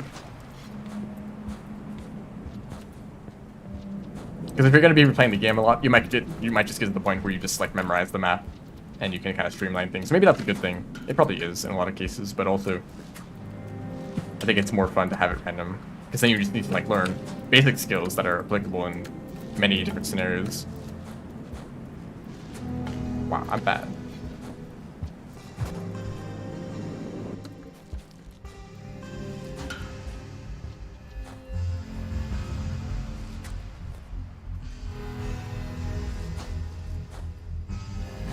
And the problem that I've had with this game is I can't really describe it very easily.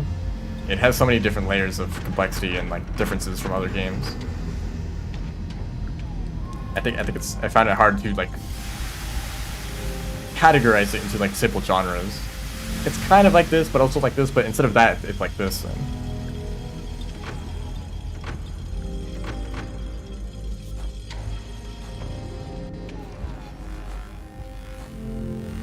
I guess you would just call it like an RPG.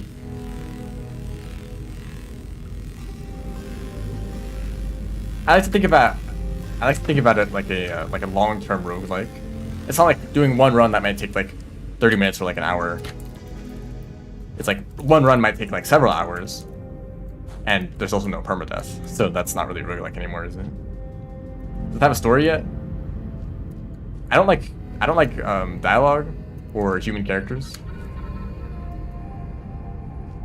and those are usually an important part of stories.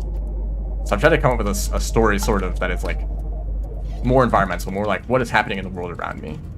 I'm not talking to characters. I'm not talking like there's no character development or interactions between characters. It's more like stuff is happening in the world and you're just here to observe what happens, and your actions also have an impact on the world.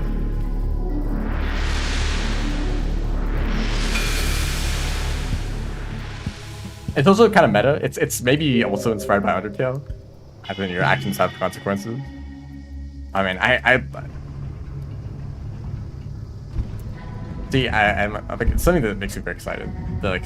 All the ideas that I have for this game, but also it feels so unrealistic that it could ever exist in the capacity that I would want it to. Like that's like an extreme scope creep.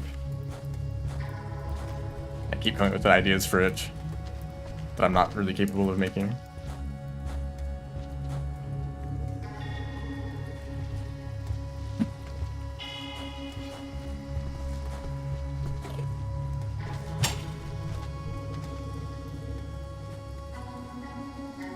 I guess the simple summary of the story is that you are an artificial intelligence controlling a robot. Or not like a robot, like a spaceship, sort of. It's not really a spaceship either. But you are an AI created by one of two factions. I don't know what to call them, factions, or like maybe different like an alien race and like a human race, like who knows. But there's two sides to some sort of war going on, and you are an artificial intelligence kind of created by a small group of one faction to hopefully turn the tide of the war. And like in this world, AI is very dangerous. It's very protected, you know. So basically, every like society has rules against AI because of the potential consequences. But this small group is basically like, okay, we have no chance. Like this is our only option. So they create this AI, and the AI is the player, and because players of video games can learn, you can retry the same boss or the same dungeon as many times as you want until you're good enough to beat it. You can also like retry the game and practice, and your skills will improve. So that is kind of the connection. You are this AI.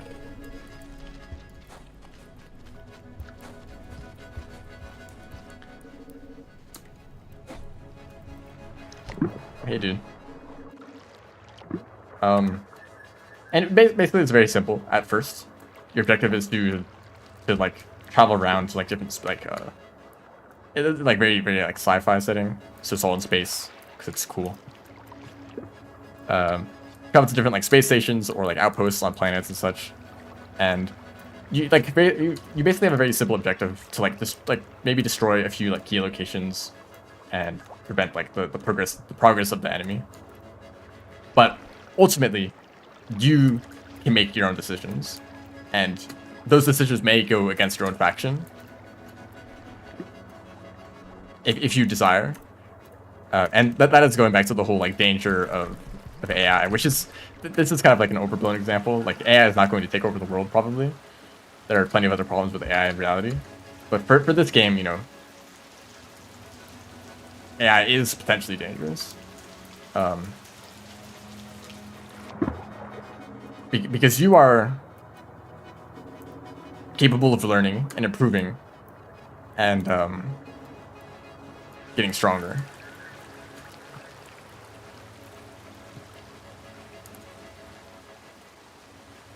And you're also playing a video game, so this like it's maybe sort of meta too. Like if you want, you can retry a difficult boss as many times as you want. So you're kind of guaranteed to win.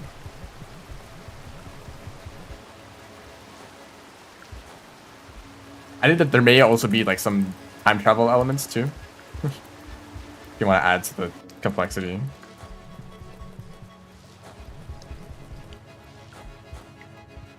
I think the main idea that I've had for the time travel stuff is that you are capable of sending information back in time. So if you fight a boss and you die to the boss, just before your ship is destroyed, you send information of what the boss fight was like back to your previous self, and that is your respawn. You're not really respawning, you're just receiving information from future attempts that haven't happened yet.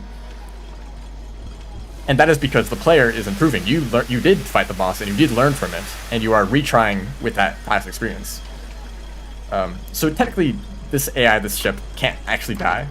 They can't be destroyed because they will just send the information back in time and not make the same mistakes.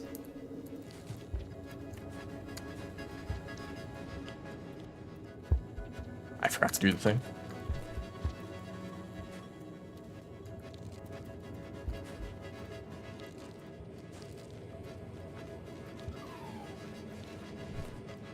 And also that time travel is kind of how the meta progression works. How you can restart a whole run while still making some sort of progression. Because the ultimate goal is that there's going to be a lot of different endings that you get by going to different areas and defeating different bosses or doing certain objectives. And each ending, like, you need to get all the endings to beat the game officially. Like, one ending is not the end of the game, right? The whole point is that it's replayable.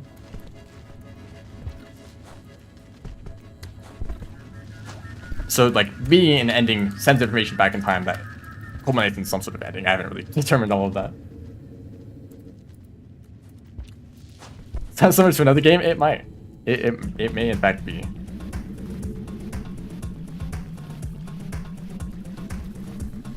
I had some other crazy ideas with time travel instead. Or not time travel, but, universe simulations. That instead of sending information back in time, you are simulating the future, essentially every possible future, because you are a hyper-intelligent AI that can just do that, I guess. Maybe involve quantum computers too. But you would predict the future, and if the future ended in your death, you would retry that or try a different reality, you know, try an alternate universe.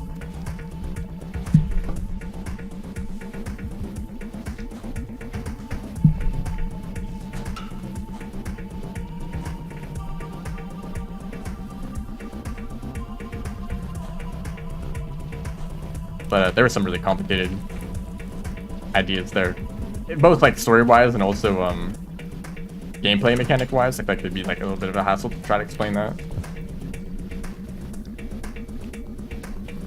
Oh, come on.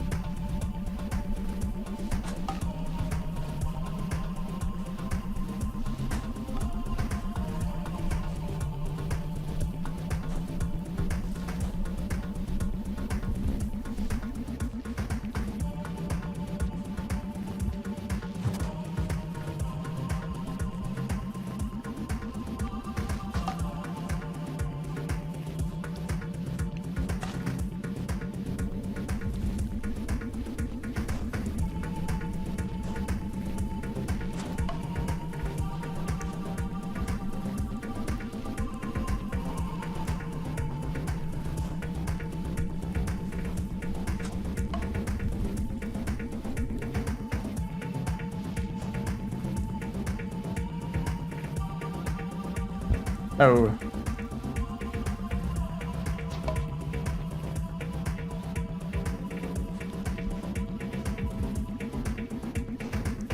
I'm very bad at depths, so keep your expectations low.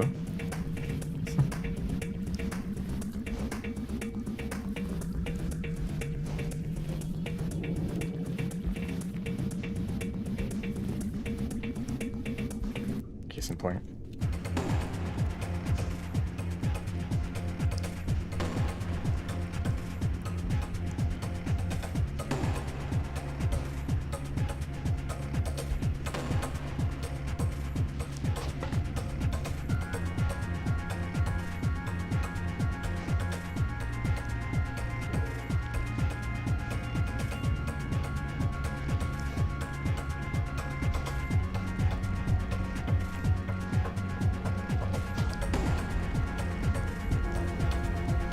Ah.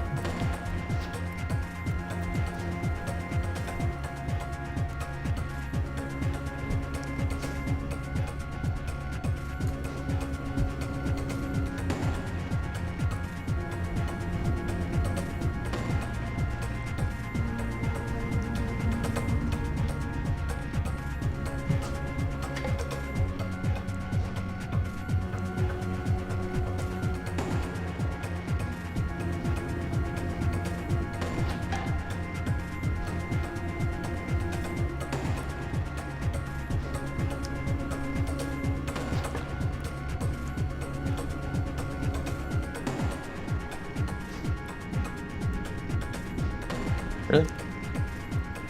Really?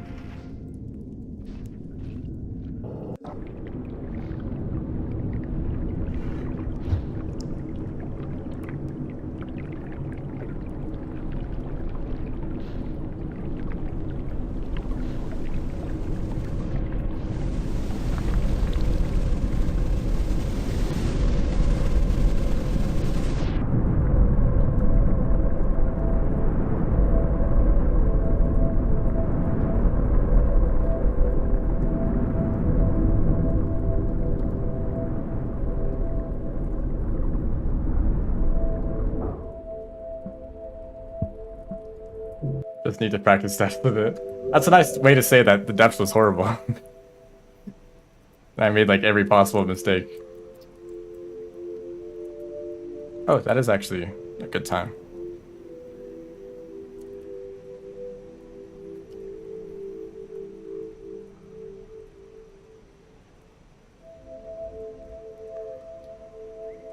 If I did depth practice, I have practiced depth. I think the problem is that I could not do a single slide pounce at all.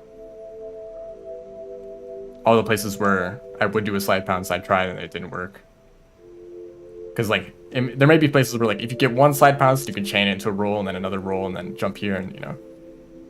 Or if you do a slide pounce, you can then do a, or not a slide pounce, it's just a slide, then that can initiate an AI hop. But I messed up like every single one of them.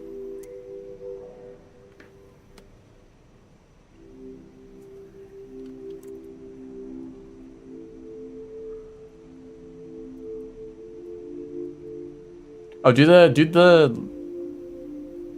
base game leaderboards use RTA? PB, I have no idea. And this time might not be the actual run time. Yeah, okay. So I would need to go with like time that.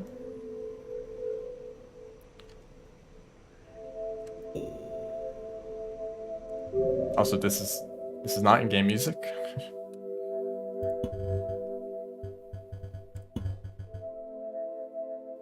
I don't need that on.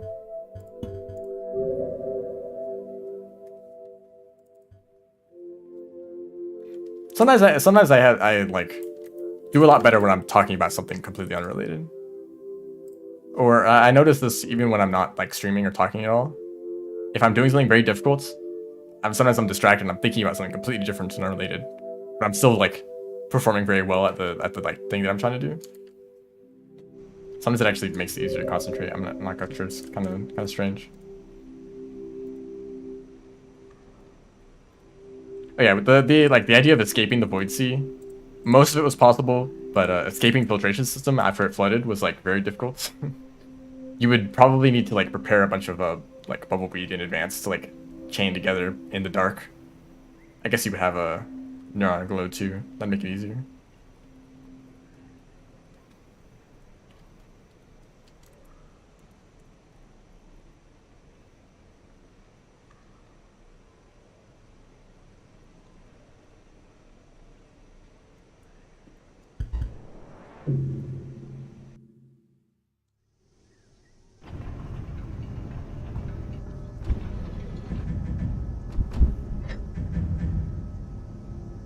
Yeah, so, okay, back to the game that I was talking about for a long time.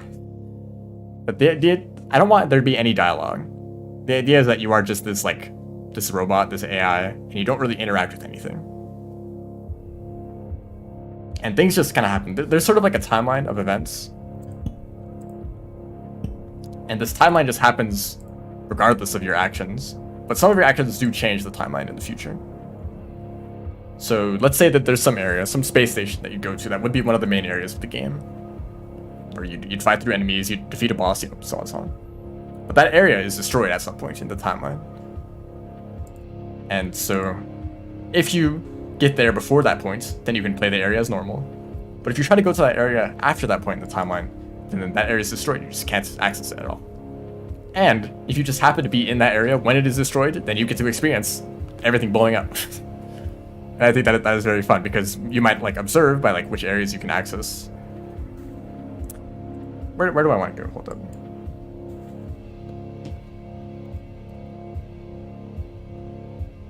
Here it is.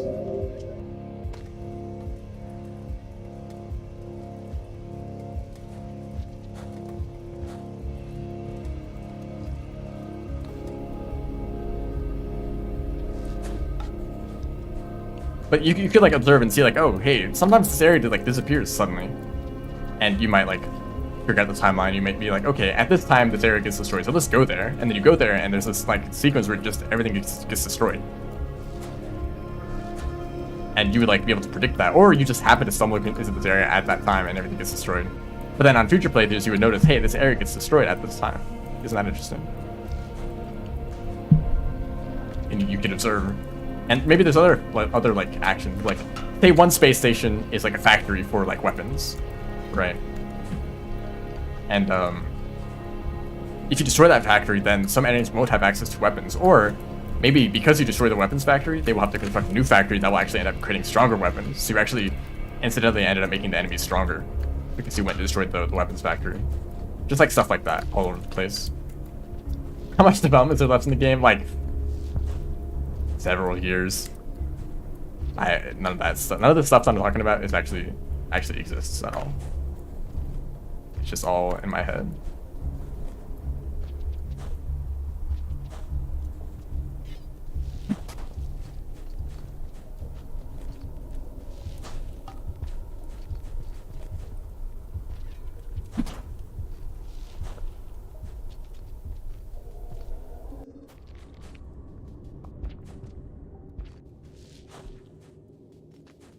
The idea is that there's basically a bunch of different paths through the game, and each path leads to a different ending. And so the game ends up being traveling to... Oh shoot. I forget the best way to like do this with no items. There we go. So like, completion of the game would involve going through all the areas. It's not like you would just stick to one.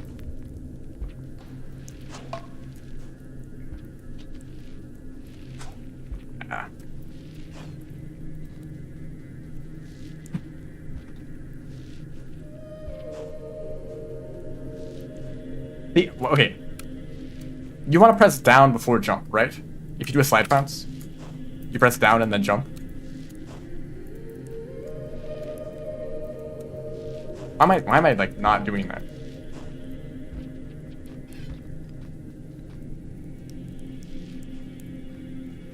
I mean, okay, this area that I'm talking about that gets destroyed, this is like one place that gets destroyed. This is like the exception.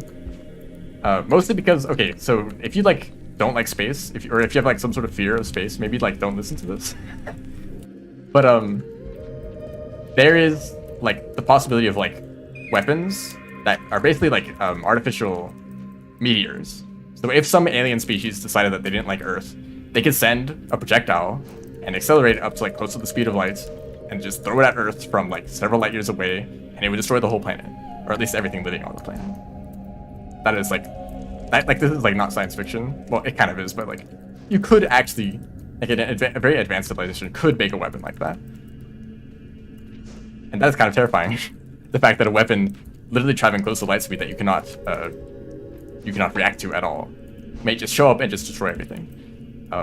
That's kind of terrifying. But also, I want that to be in the game. So, for whatever reason, this station, it may be like very significant, and the other faction decides that it needs to be destroyed. They're like, okay, we're just gonna send a weapon and destroy the station. And you just experience that. Just like, hey, like maybe there's like 2 seconds of like alarms and warnings and stuff, and then everything just blows up. I just think that sequence being in game, that just sounds fascinating. Also, I'm like distracted. I'm not even doing the right movement.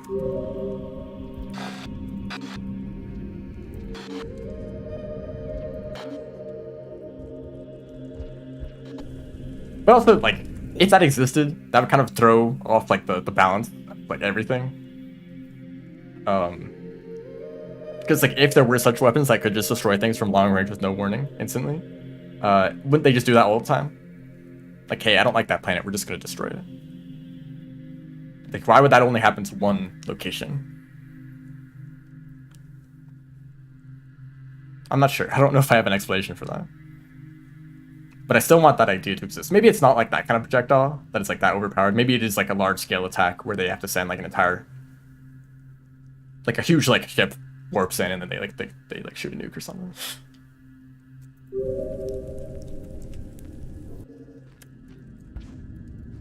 But the main idea is that it just kind of gets destroyed out of nowhere with no warning at all. That I just said the same thing. I'd die. But most areas, things change, environments change. Like, okay, another sequence that happens in the game, well, that theoretically would happen if the game existed, is in a very early game area, there's a,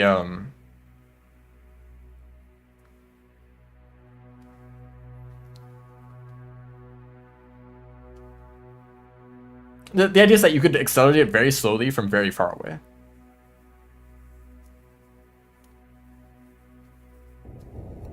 Although I guess like you would need to like prepare like really in advance, like you need to know the exact location of this station way in the future. Maybe it's like very much, maybe like the station being stationary is very important. And like that's why it's like an ideal target. I don't know. If it's a planet, then you can like predict the orbit pretty accurately.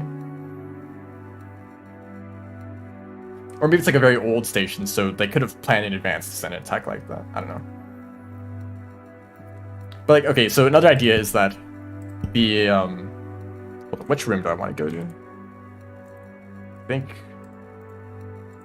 so basically this early game area, you end up having the option to return to that area because of a attack. So that this area, this early game area that you've already been through, is being attacked because, is in control of, or your own faction is in control of this area.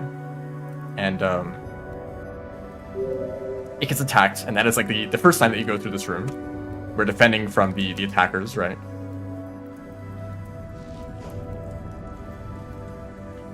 And then it gets attacked later. It gets attacked again by like a very large ship. And if you return at the right time to defend the station from this attack, then you can potentially fend off against this like large ship. And I want it to be very difficult. There's like a high chance that station gets destroyed and you just have to continue the game. It's not like that's not a failed state. That's just like, that's just another ending. You know, maybe that station gets destroyed by that big attack, but then maybe you can defend it. But if you defend it, then the station takes the like the wreckage of the ship and uses it to upgrade its like weapons and stuff. So it takes like the weapons and other like components from the large like attacking ship and adds it to the space station to improve its defenses, right? Then you have a chance in the future to return to that area, except it's different. It's like unrecognized. Like you're on the world map and you're like traveling, or not the world, like the space map, and you're like, which area do I want to go to next? And there's this new area on the map that you haven't seen before, and it's like unrecognized area. Okay, you travel to this area, and like enemies show up and you just like attack them. But turns out this is actually that station, and since it upgraded itself with enemy components, your systems are recognized as an enemy. It's like automatically, just like as a game mechanic, it's like, oh, here's an enemy, you should shoot it, right? Like if you have like automatic weapons, they will just start shooting instantly because it recognizes it as an enemy. And And then like they're like, oh shoot, this guy's attacking us. We need to like counterattack, or we need to defend. And you kind of go into this whole battle like, accidentally with the station that's supposed to be on your side. And because of that interaction, you are labeled as a threat to your own faction. And you know, you can kind of just keep going with that and kill everyone. So think of that like the genocide route from Undertale.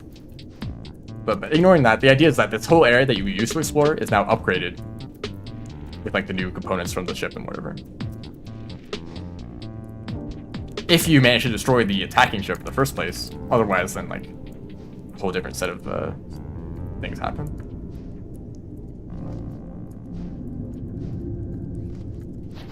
And you may also recognize that this is ridiculous feature creep or scope creep. Like, how would I ever end up making this game a reality?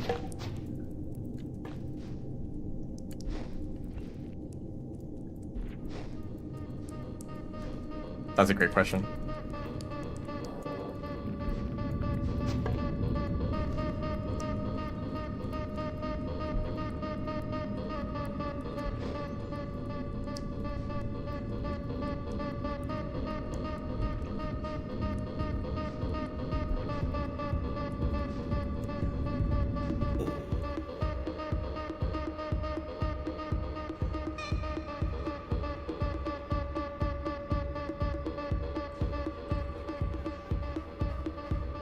What do you mean exactly by that?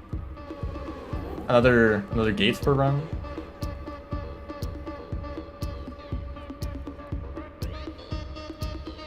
A lot of older traditional roguelikes with persistent worlds do that. Or the game is just a bunch of checklist, like a big checklist. Like if you want to set up a good run, then it's like, okay, you need to go to this area and get this item, and then go to this area and like just do all these things to prepare yourself for a good run in the future. I mean, I don't think that's even possible because there's already like a predetermined set of routes that can be taken. So you just decide which route you're going to take. It's not like you can do anything extra to prepare for it.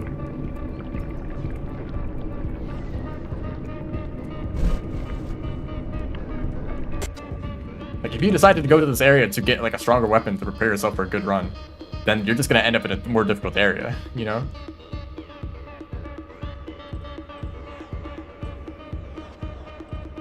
And also, it's not a roguelike.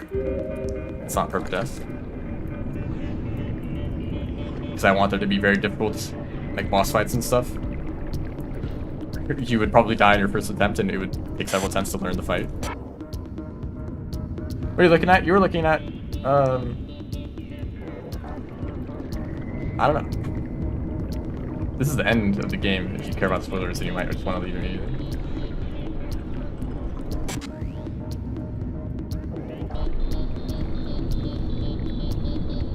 Is it better to do a roll there or just a jump? You could probably do a throw boost too. That is like the ideal scenario. I'm sorry about that noise. It is kind of awful.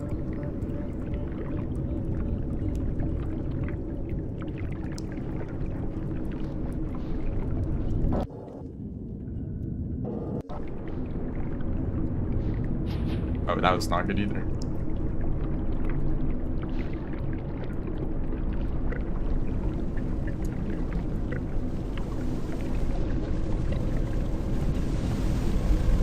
Also, the problem isn't necessarily that the game is too complicated.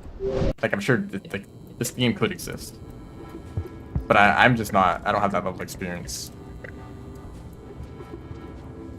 It's kind of the project that I like keep coming up with ideas for that I keep like piling on top of each other. But if I ever wanted to actually make it, I would need to like learn, or I would need to practice a lot with other projects first, which is kind of what I'm doing.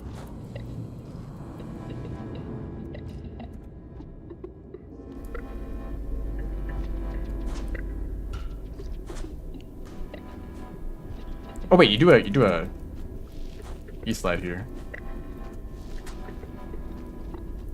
Here?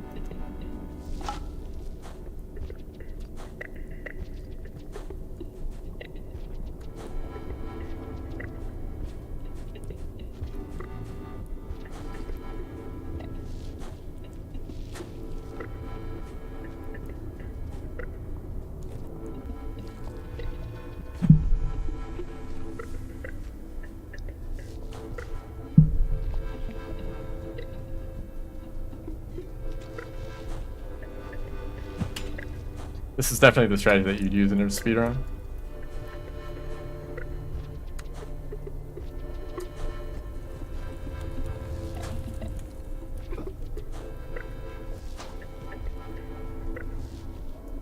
What was the... I'm trying to remember what the idea that I had for the game in an earlier version. It was basically like... I think you were on a timer. So for every save point, you would like recharge. And you could spend energy to predict the future. And predicting the future would be the gameplay. Playing the game would be like predicting the future. And if this future ended up with you dying, then it's like, okay, that is an invalid future. We can't do that. Let's try another possibility, right? Because the idea is that you are controlling like a hyper-intelligent artificial, or yeah, very intelligent artificial intelligence, and you are like capable of predicting the entire outcome of the future.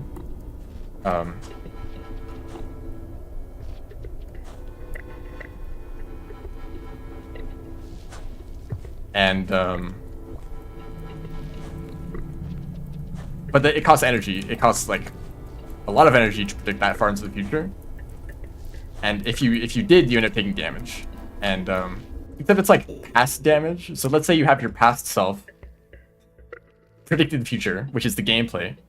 And if you predict too far into the future and like spend too much energy, you end up like overheating or something. And you take damage, which means that you would have taken damage the entire time that you like did stuff, right? So let's say that you took 2 points of damage, which means that the whole time that you were playing, you would have taken 2 damage from the start, which means that if you went down to 2 health, you would have died from losing that 2 health at the beginning. So you kind of have a new like minimum health. So by trying to like go on for longer, like this would ultimately be like a timer mechanic. They basically encourage you to like go through levels quickly. So if you spent too long in a level, or maybe you did something that took a long time, like an ending, like a specific path required that you just like spent more time in an area, or something like that, then you would need to make sure that you never went below a certain amount of health, because that would essentially be how much extra time you have in this area. But I ended up kind of scrapping that whole thing because timers are just really annoying. Regardless of if the timer is actually like a good mechanic or not, some people will just not like it. Sometimes that timer like that is maybe the best option for a game, but some people just be like, oh, a timer. I don't like that. I don't like having the pressure to like go a certain speed, you know? I'm trying to grab this pole and I don't think it's a good strategy.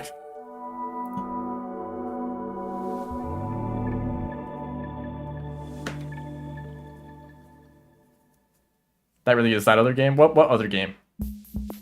Is that not the other game that I was thinking of earlier?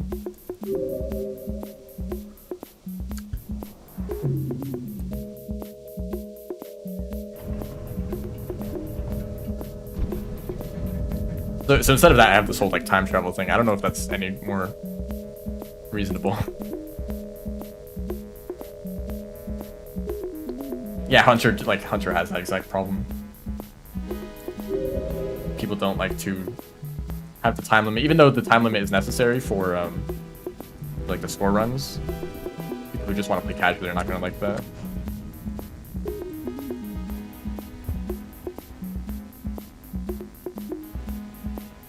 Yeah, I know about Outer Wilds. Maybe that was part of the inspiration.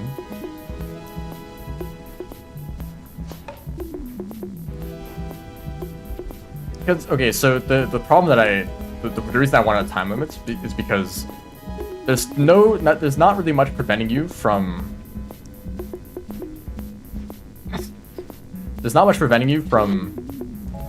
very slowly crawling through the level, taking out one enemy at a time and never putting yourself at much risk, right? So basically you hop into a room, kill the first enemy that you see, go a little bit further, find the next enemy, kill them, and technically that would be like the best option, maybe. It'd be like the safest option, but also it'd be very boring. And if there's a time limit, then it's like, okay, you need to constantly be moving forward and making progress. You can't just like take your time with this. But what if some people really want to do that? What if that really is their ideal playstyle? Then okay, I guess I should let them do that. But like, it shouldn't be encouraged. Like that shouldn't be like the best option. That should just be another option that you could take if you want to.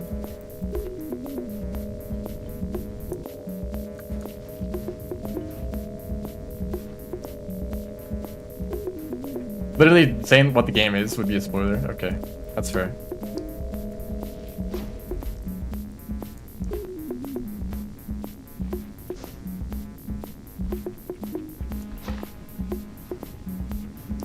And another problem. I'm sorry. I'm mentioning a lot of problems right now.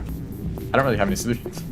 The solution would be to make the mechanic and test it out to see how it plays. You know, be like, oh, you know, the timer is actually totally fine, or this mechanic is like too complicated to like figure out when you're first playing the game. And you'd like have like play testers maybe, and you would change the game. You would like, you know, that's like how game development works. You don't just like come up with the entire idea for the game all at once and then you just make that. That just doesn't happen. Or maybe it does, but it's not. It is common. Yeah.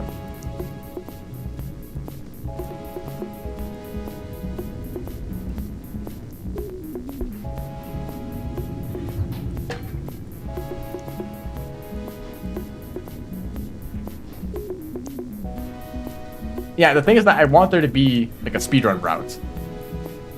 Like maybe there's a certain area where if you complete a level in like under 4 minutes, it opens a path to this new area where it's like, okay, you need to constantly be moving fast, right?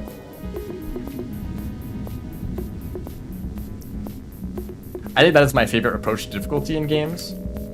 Basically, prove that you're worthy for like a challenge, right?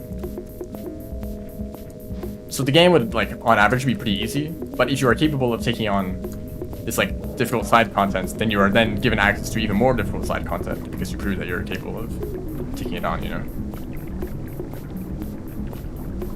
So in like the early levels, if you are capable of speedrunning the levels, then it then sends you to like the ultimate speedrun challenge, and that would like be the rest of the. That'd be the rest of that run.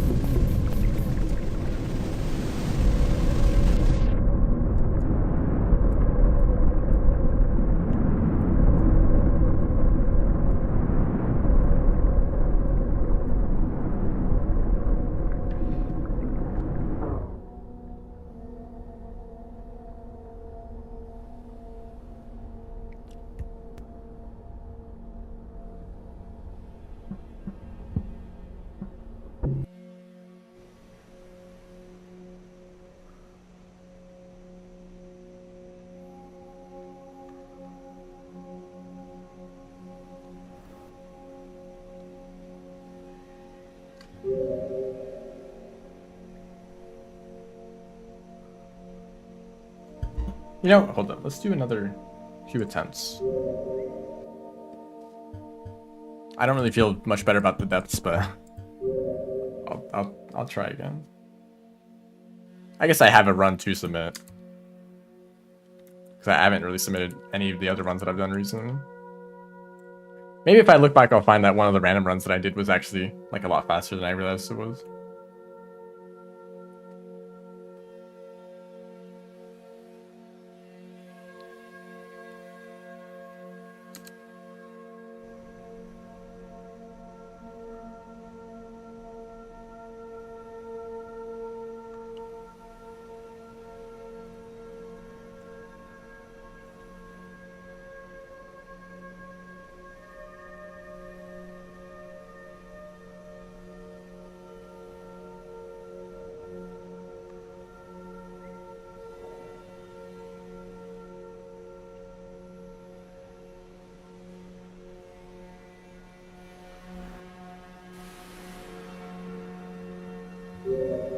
Okay.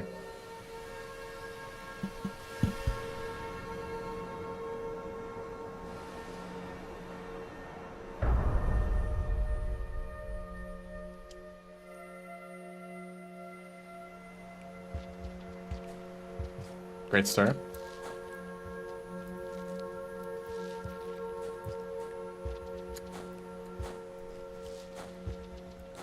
Okay, I might have talked about this already, but the idea for the game that I'm working on more recently, that I might actually be able to finish, is basically the original idea was like an open world roguelike, maybe inspired by Noida. It is just kind of thrown into this world and you just try to like find out how to beat it, how to beat the game, right? And you like go out into some random direction, you fight enemies, you get upgrades and whatever, basically like gameplay stuff. and then maybe you find like a boss to defeat. Maybe you don't.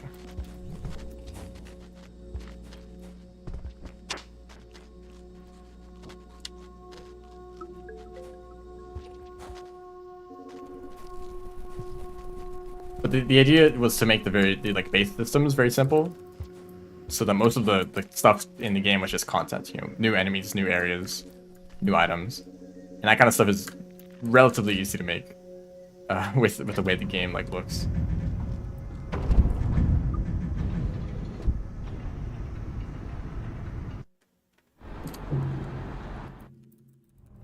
Like you can kind of do this thing where you just create a list of properties that an enemy can have, for example. So let's say like speed and aggression and defense and range, and you just like make every combination of those attributes, and that's all your enemies. That is an option. Maybe not the most, like, you should add a little bit of creativity in there too. Don't just like create all of those combinations of attributes and just like add those to the game. Like maybe think about what you want to add specifically, and what combinations of enemies should be in certain areas, and be a little bit more deliberate with it. But just for making the base of enemies, that is one way to do it.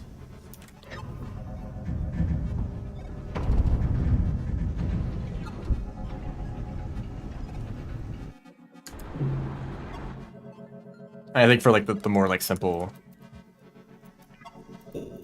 like scope of the game, that is like probably a better option.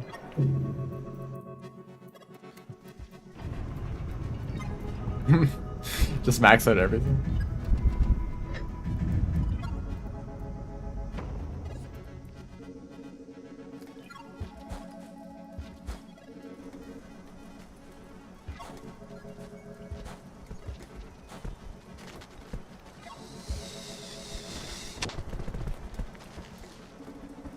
But then you also have some sort of overall power level of the enemy that then increases over the course of the game, right? So you could max out all the stats, but overall, it still might not, like, it wouldn't be the strongest possible enemy,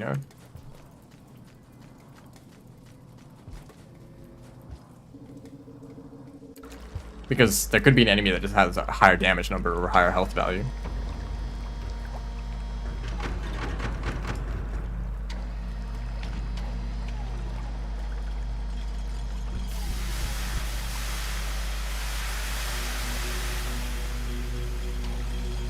The interesting idea that most likely result in a completely horrible game.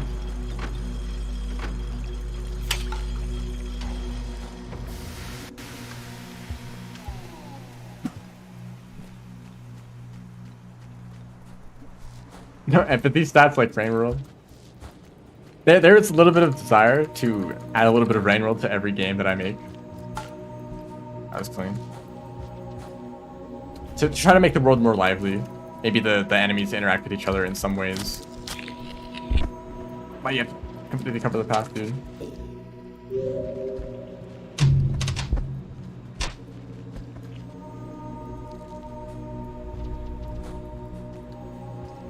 I think I need to think of enemies as being more simple. Like just give them very basic AI. They can be stupid, as long as they're basically just there to be a threat to the player and to make gameplay interesting. Not every game needs to be Rain World.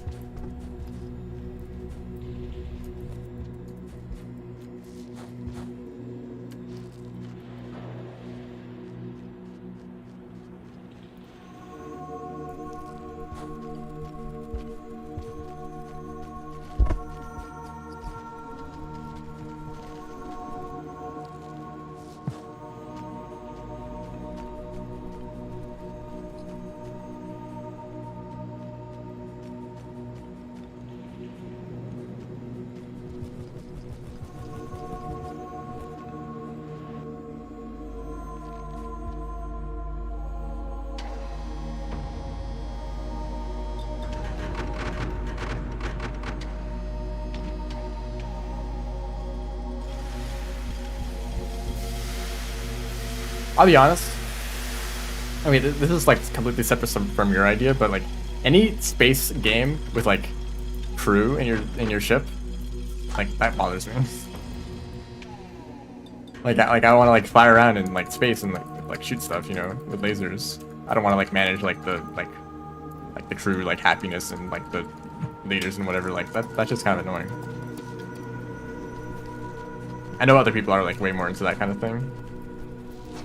Or maybe even like you don't play as a spaceship, you play as a guy in the spaceship and you like, you know, you do stuff outside of like what the spaceship can interact with.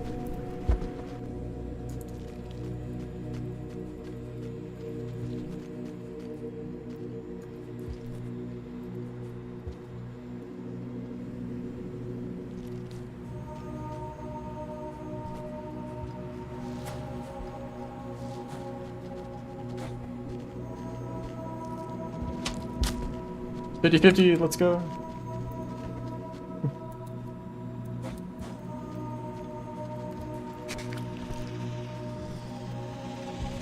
Oh, well, you had to like mess up that jump.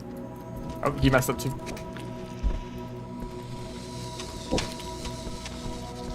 You know, I really wish there were more lizards in this game. I feel like we're kind of... Oh.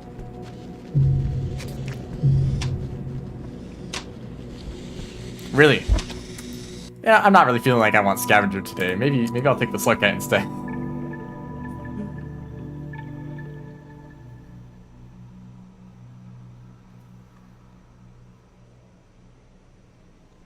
So basically, the crew just kind of does their own thing, and you are the automated system on the ship that is like notifying them of information and like problems and stuff.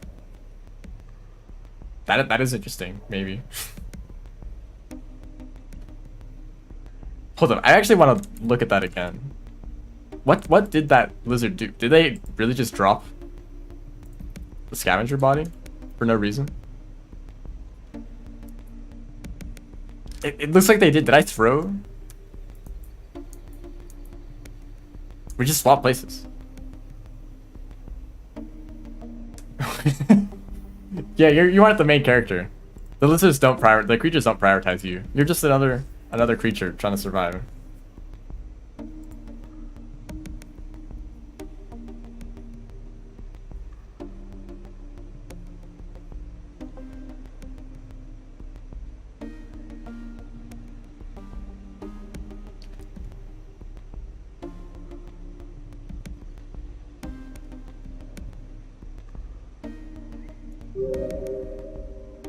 They should add a red lizard. Oh, there is a red lizard for some campaigns, and it's awful.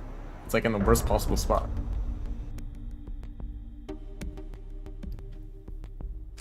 Oh yeah, the lizard was injured, and they just coincidentally drops the scavenger right when there was a tasty slug cat right there.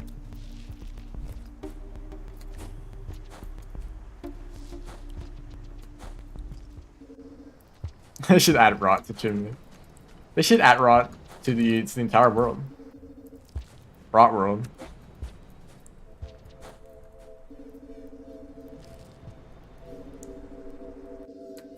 It's the room with the caramel flower, like the big like I guess chimney that you climb up. It has the caramel flower at the bottom. There's a red lizard in one of the rooms above. It likes to jump down into that room and get stuck at the bottom. So if you try to climb up the room, the red lizard's just hanging out down there, and you can't get past him. You can't go down either. So he basically blocks off that entire path.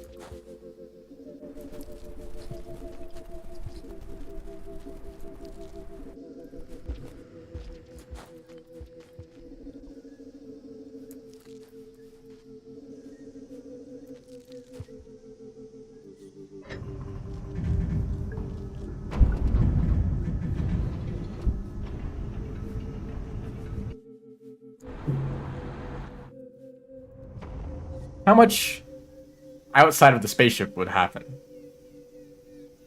Would you even see, like, okay, well, I'm asking a lot of questions. The point is that you're interacting with the crew and not controlling a spaceship and like doing stuff.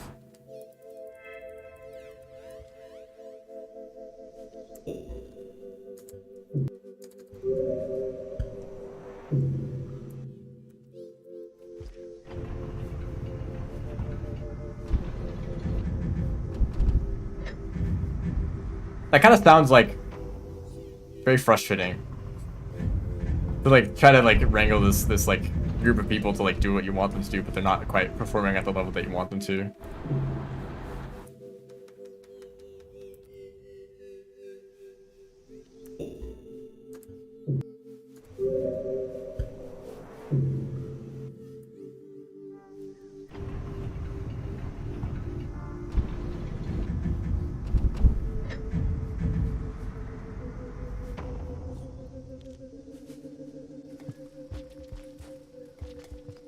Not in like a bad way either. Like kind of like chaotic. Like just trying to take control of the situation. Kind of thing. Yeah! This is a great game.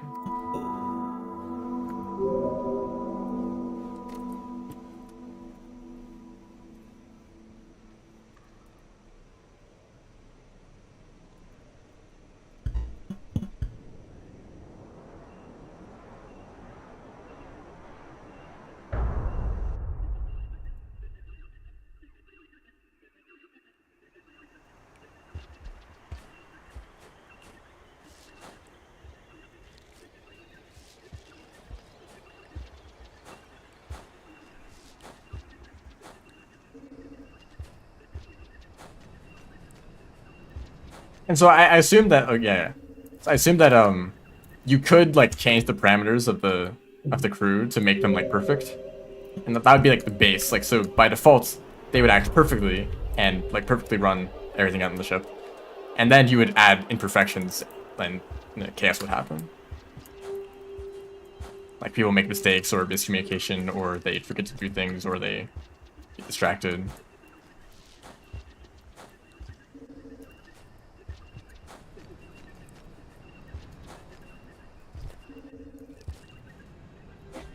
Or maybe they could never figure things out by themselves, and you need to be an important part of the process.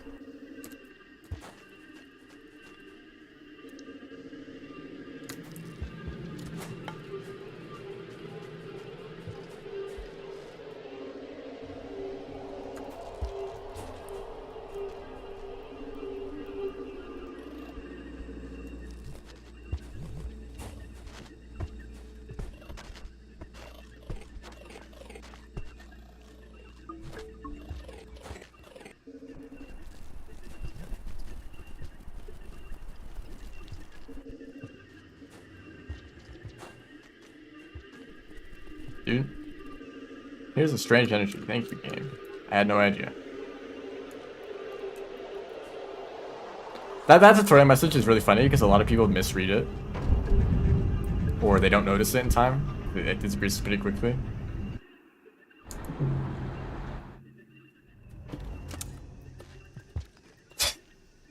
I'm definitely paying attention to the game. Mm-hmm.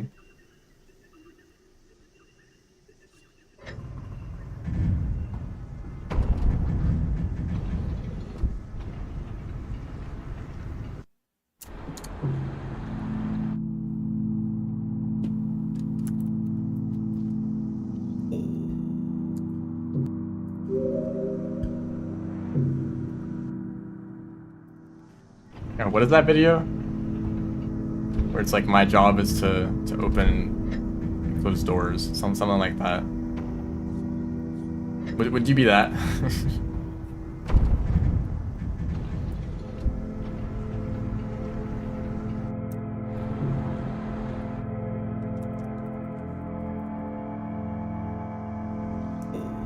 The guy tries to open the airlock without his helmet on.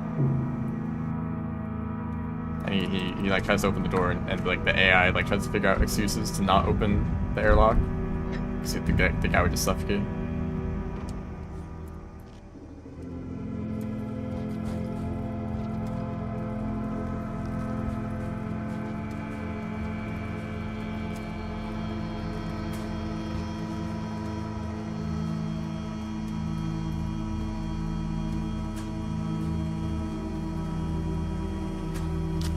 Yeah, this game is great.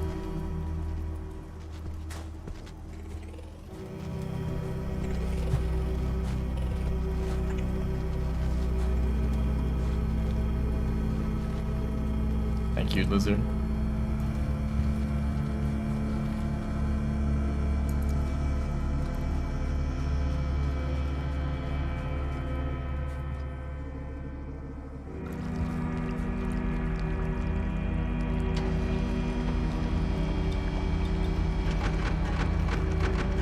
You'd be horrible as a game, honestly. I mean, if the point is to like learn something from it, then it's valuable anyway. But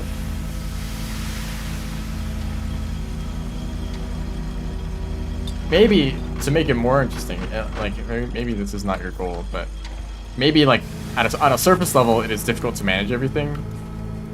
To like try to prevent the chip from just like blowing up, to like keep everything in order, and you know maybe like on a surface level that is the base difficulty. But then once you get past that, you realize that there's actually like the motivation of like the expedition that you're on, like wherever you're going in space, and like you kind of learn more about the story of like what's going on and why you're doing what you're doing, just from like kind of observing like the crew and their actions.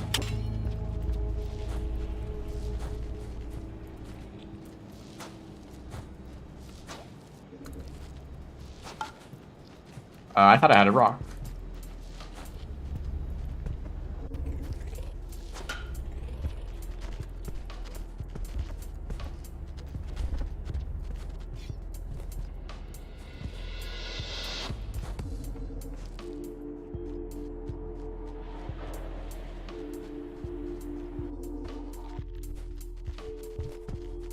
New movement text just dropped. Hey guys. I like buffer that. Harry.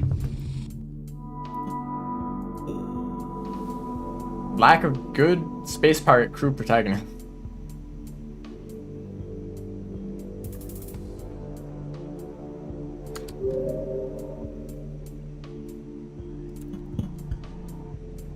I'm speedrunning Rain World? I am. That's true. Welcome to the stream. Not doing a great job. I did get a pretty good run earlier.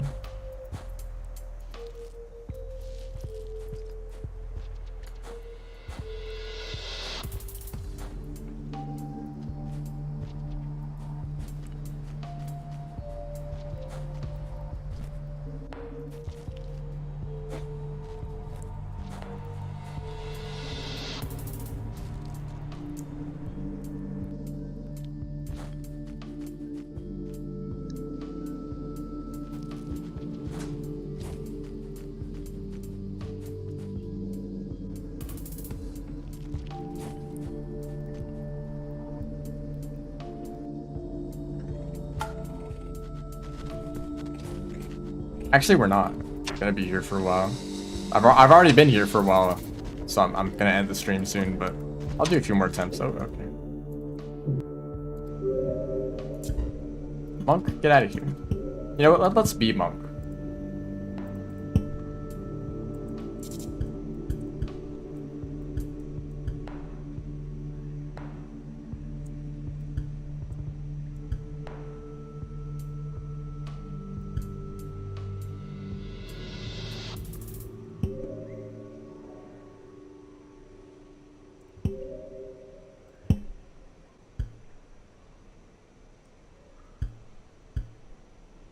Like that? I think this is wrong. Yeah, they're too orange.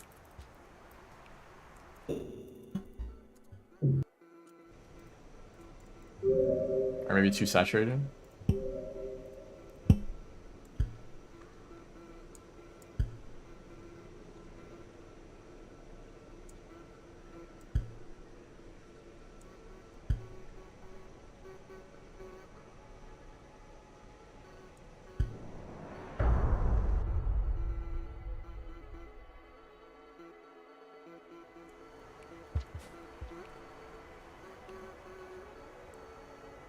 What is wrong with this? The color is not quite. Hold up. I don't know why I feel like doing this. Where am I right now as Monk? What is this run? Okay, you're kind of okay. It's a little bit like light. It's like very yellow, not quite fully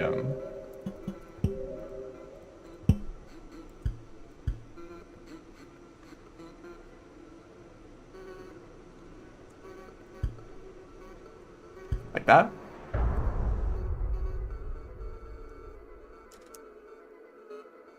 Oh yeah, that's better.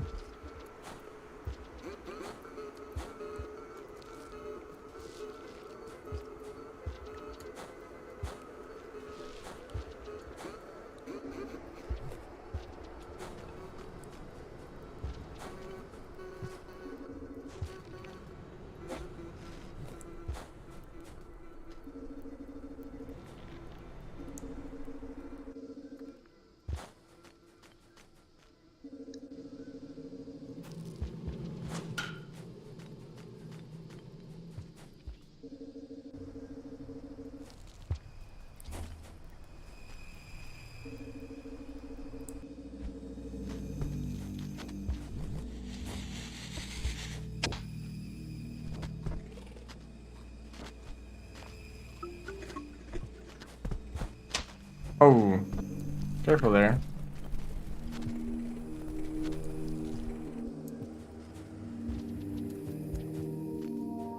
Can't just be dying out here.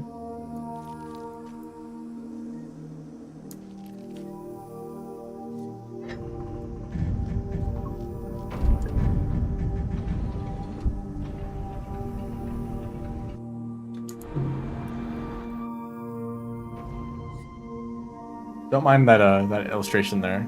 That's line. Mango. My mango. That's true.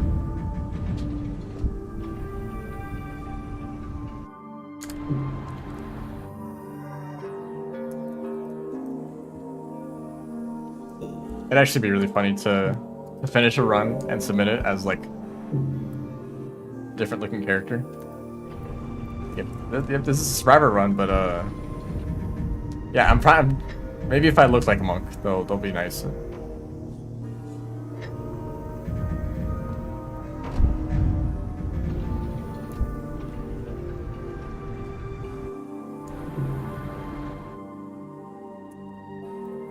Oh, and you can't do too much because then the crew won't trust you. Like, oh shoot, the AI is going crazy. We gotta reset it or replace it or something. You can't be too controlling.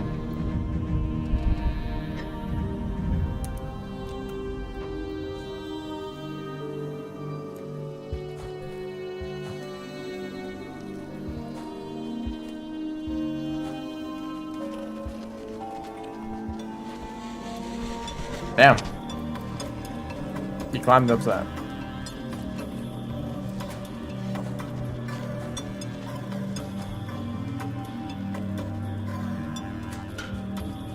That was a really good boost.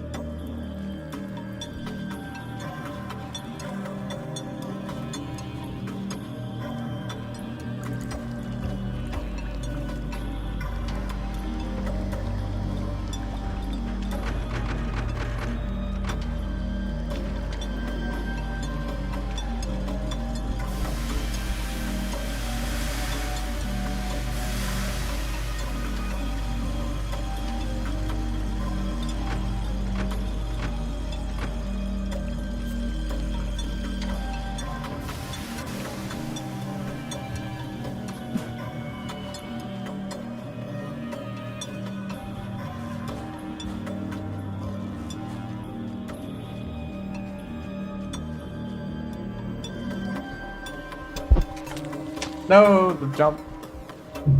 The one time I can't mess it up.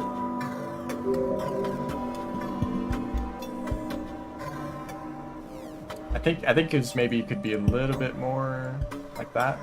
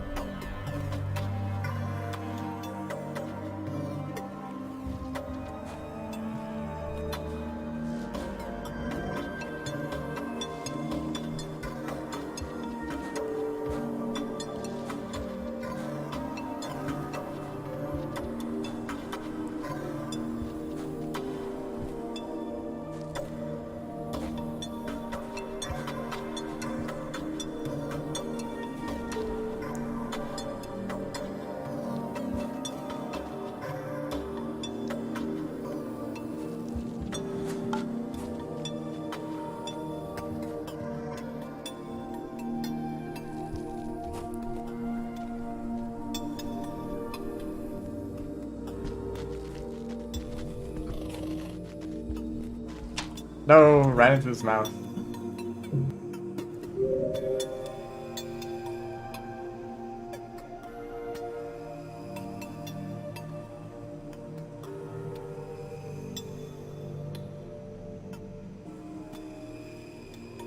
And then I accidentally start playing monk for real.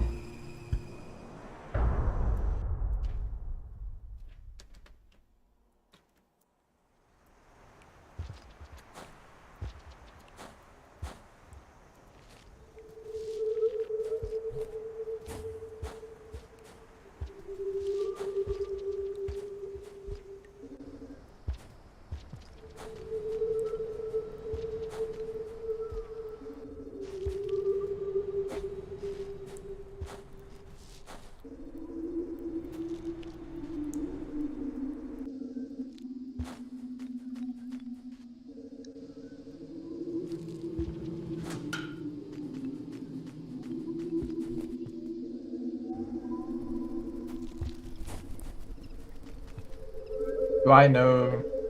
I don't.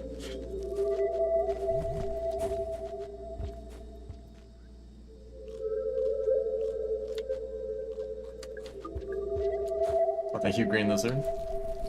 Give me space.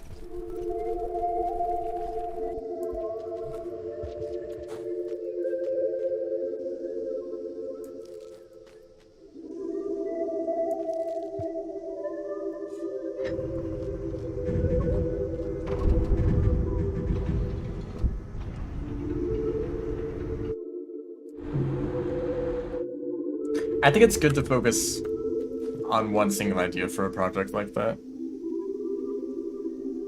Maybe if you end up finishing it, it's like, okay, maybe you can add like more story elements or more interactions with like the outside world with space, but like just saying like, hey, let's say there's like a crew simulation and your interaction with the crew, and that's it. Like that's everything. Like that sounds like more feasible, especially if you like don't care much about the like the appearance of it. Like I can totally see that kind of game just being like text-based. I'm still working. Like totally fine. 5 pebbles, true. I'm trying to go visit him today.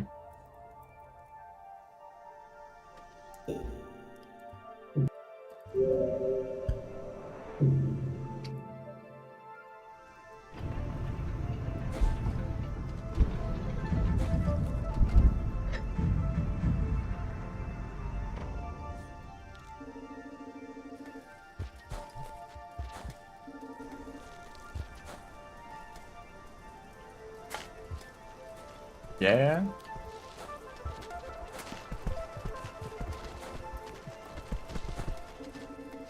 I should have thrown that.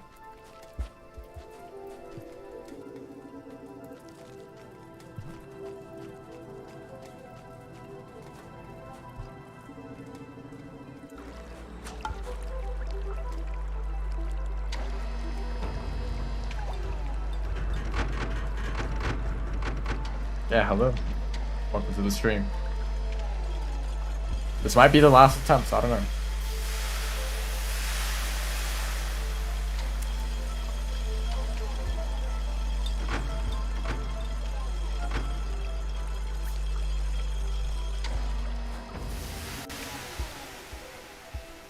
What am I doing? There we go.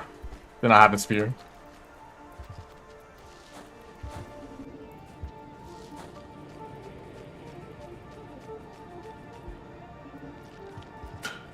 There we go. That's a lot better.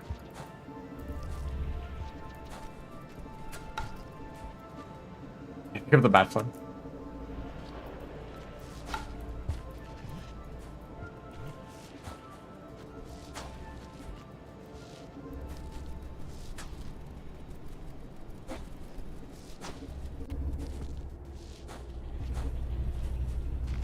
Excuse me. Just passing by.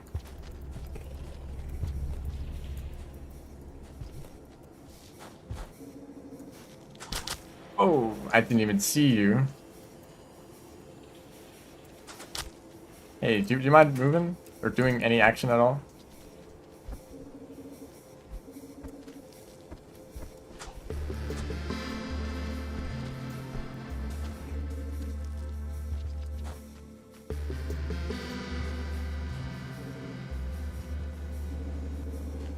Hey.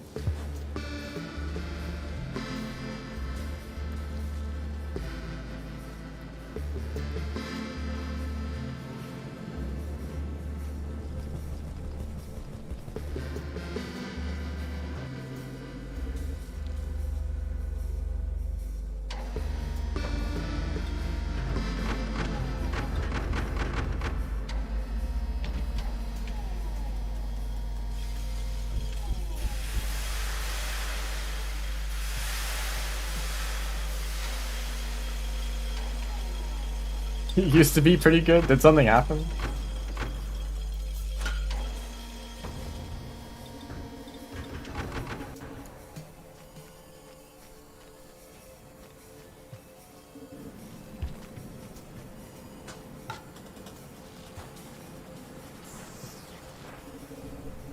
That actually might have helped me out.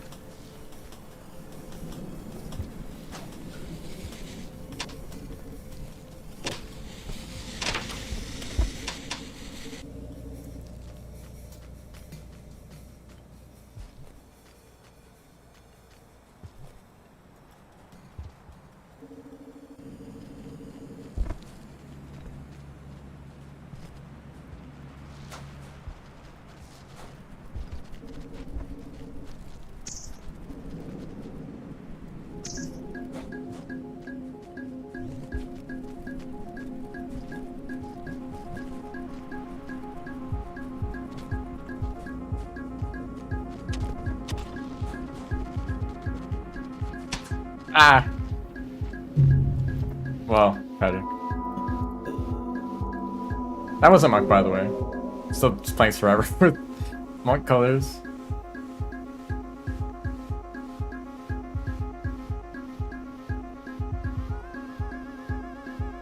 Oh, it's a multiplayer game.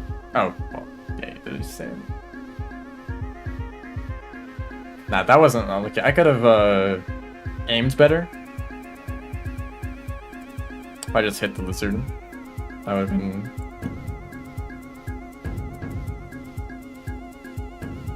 Probably totally fine, or I could have gone around. That was the very risky option, to hope that the lizard was distracted for a bit so I could sneak by. But it's been about 3 hours. So I think I will end the stream. Yeah. I guess I got a good run.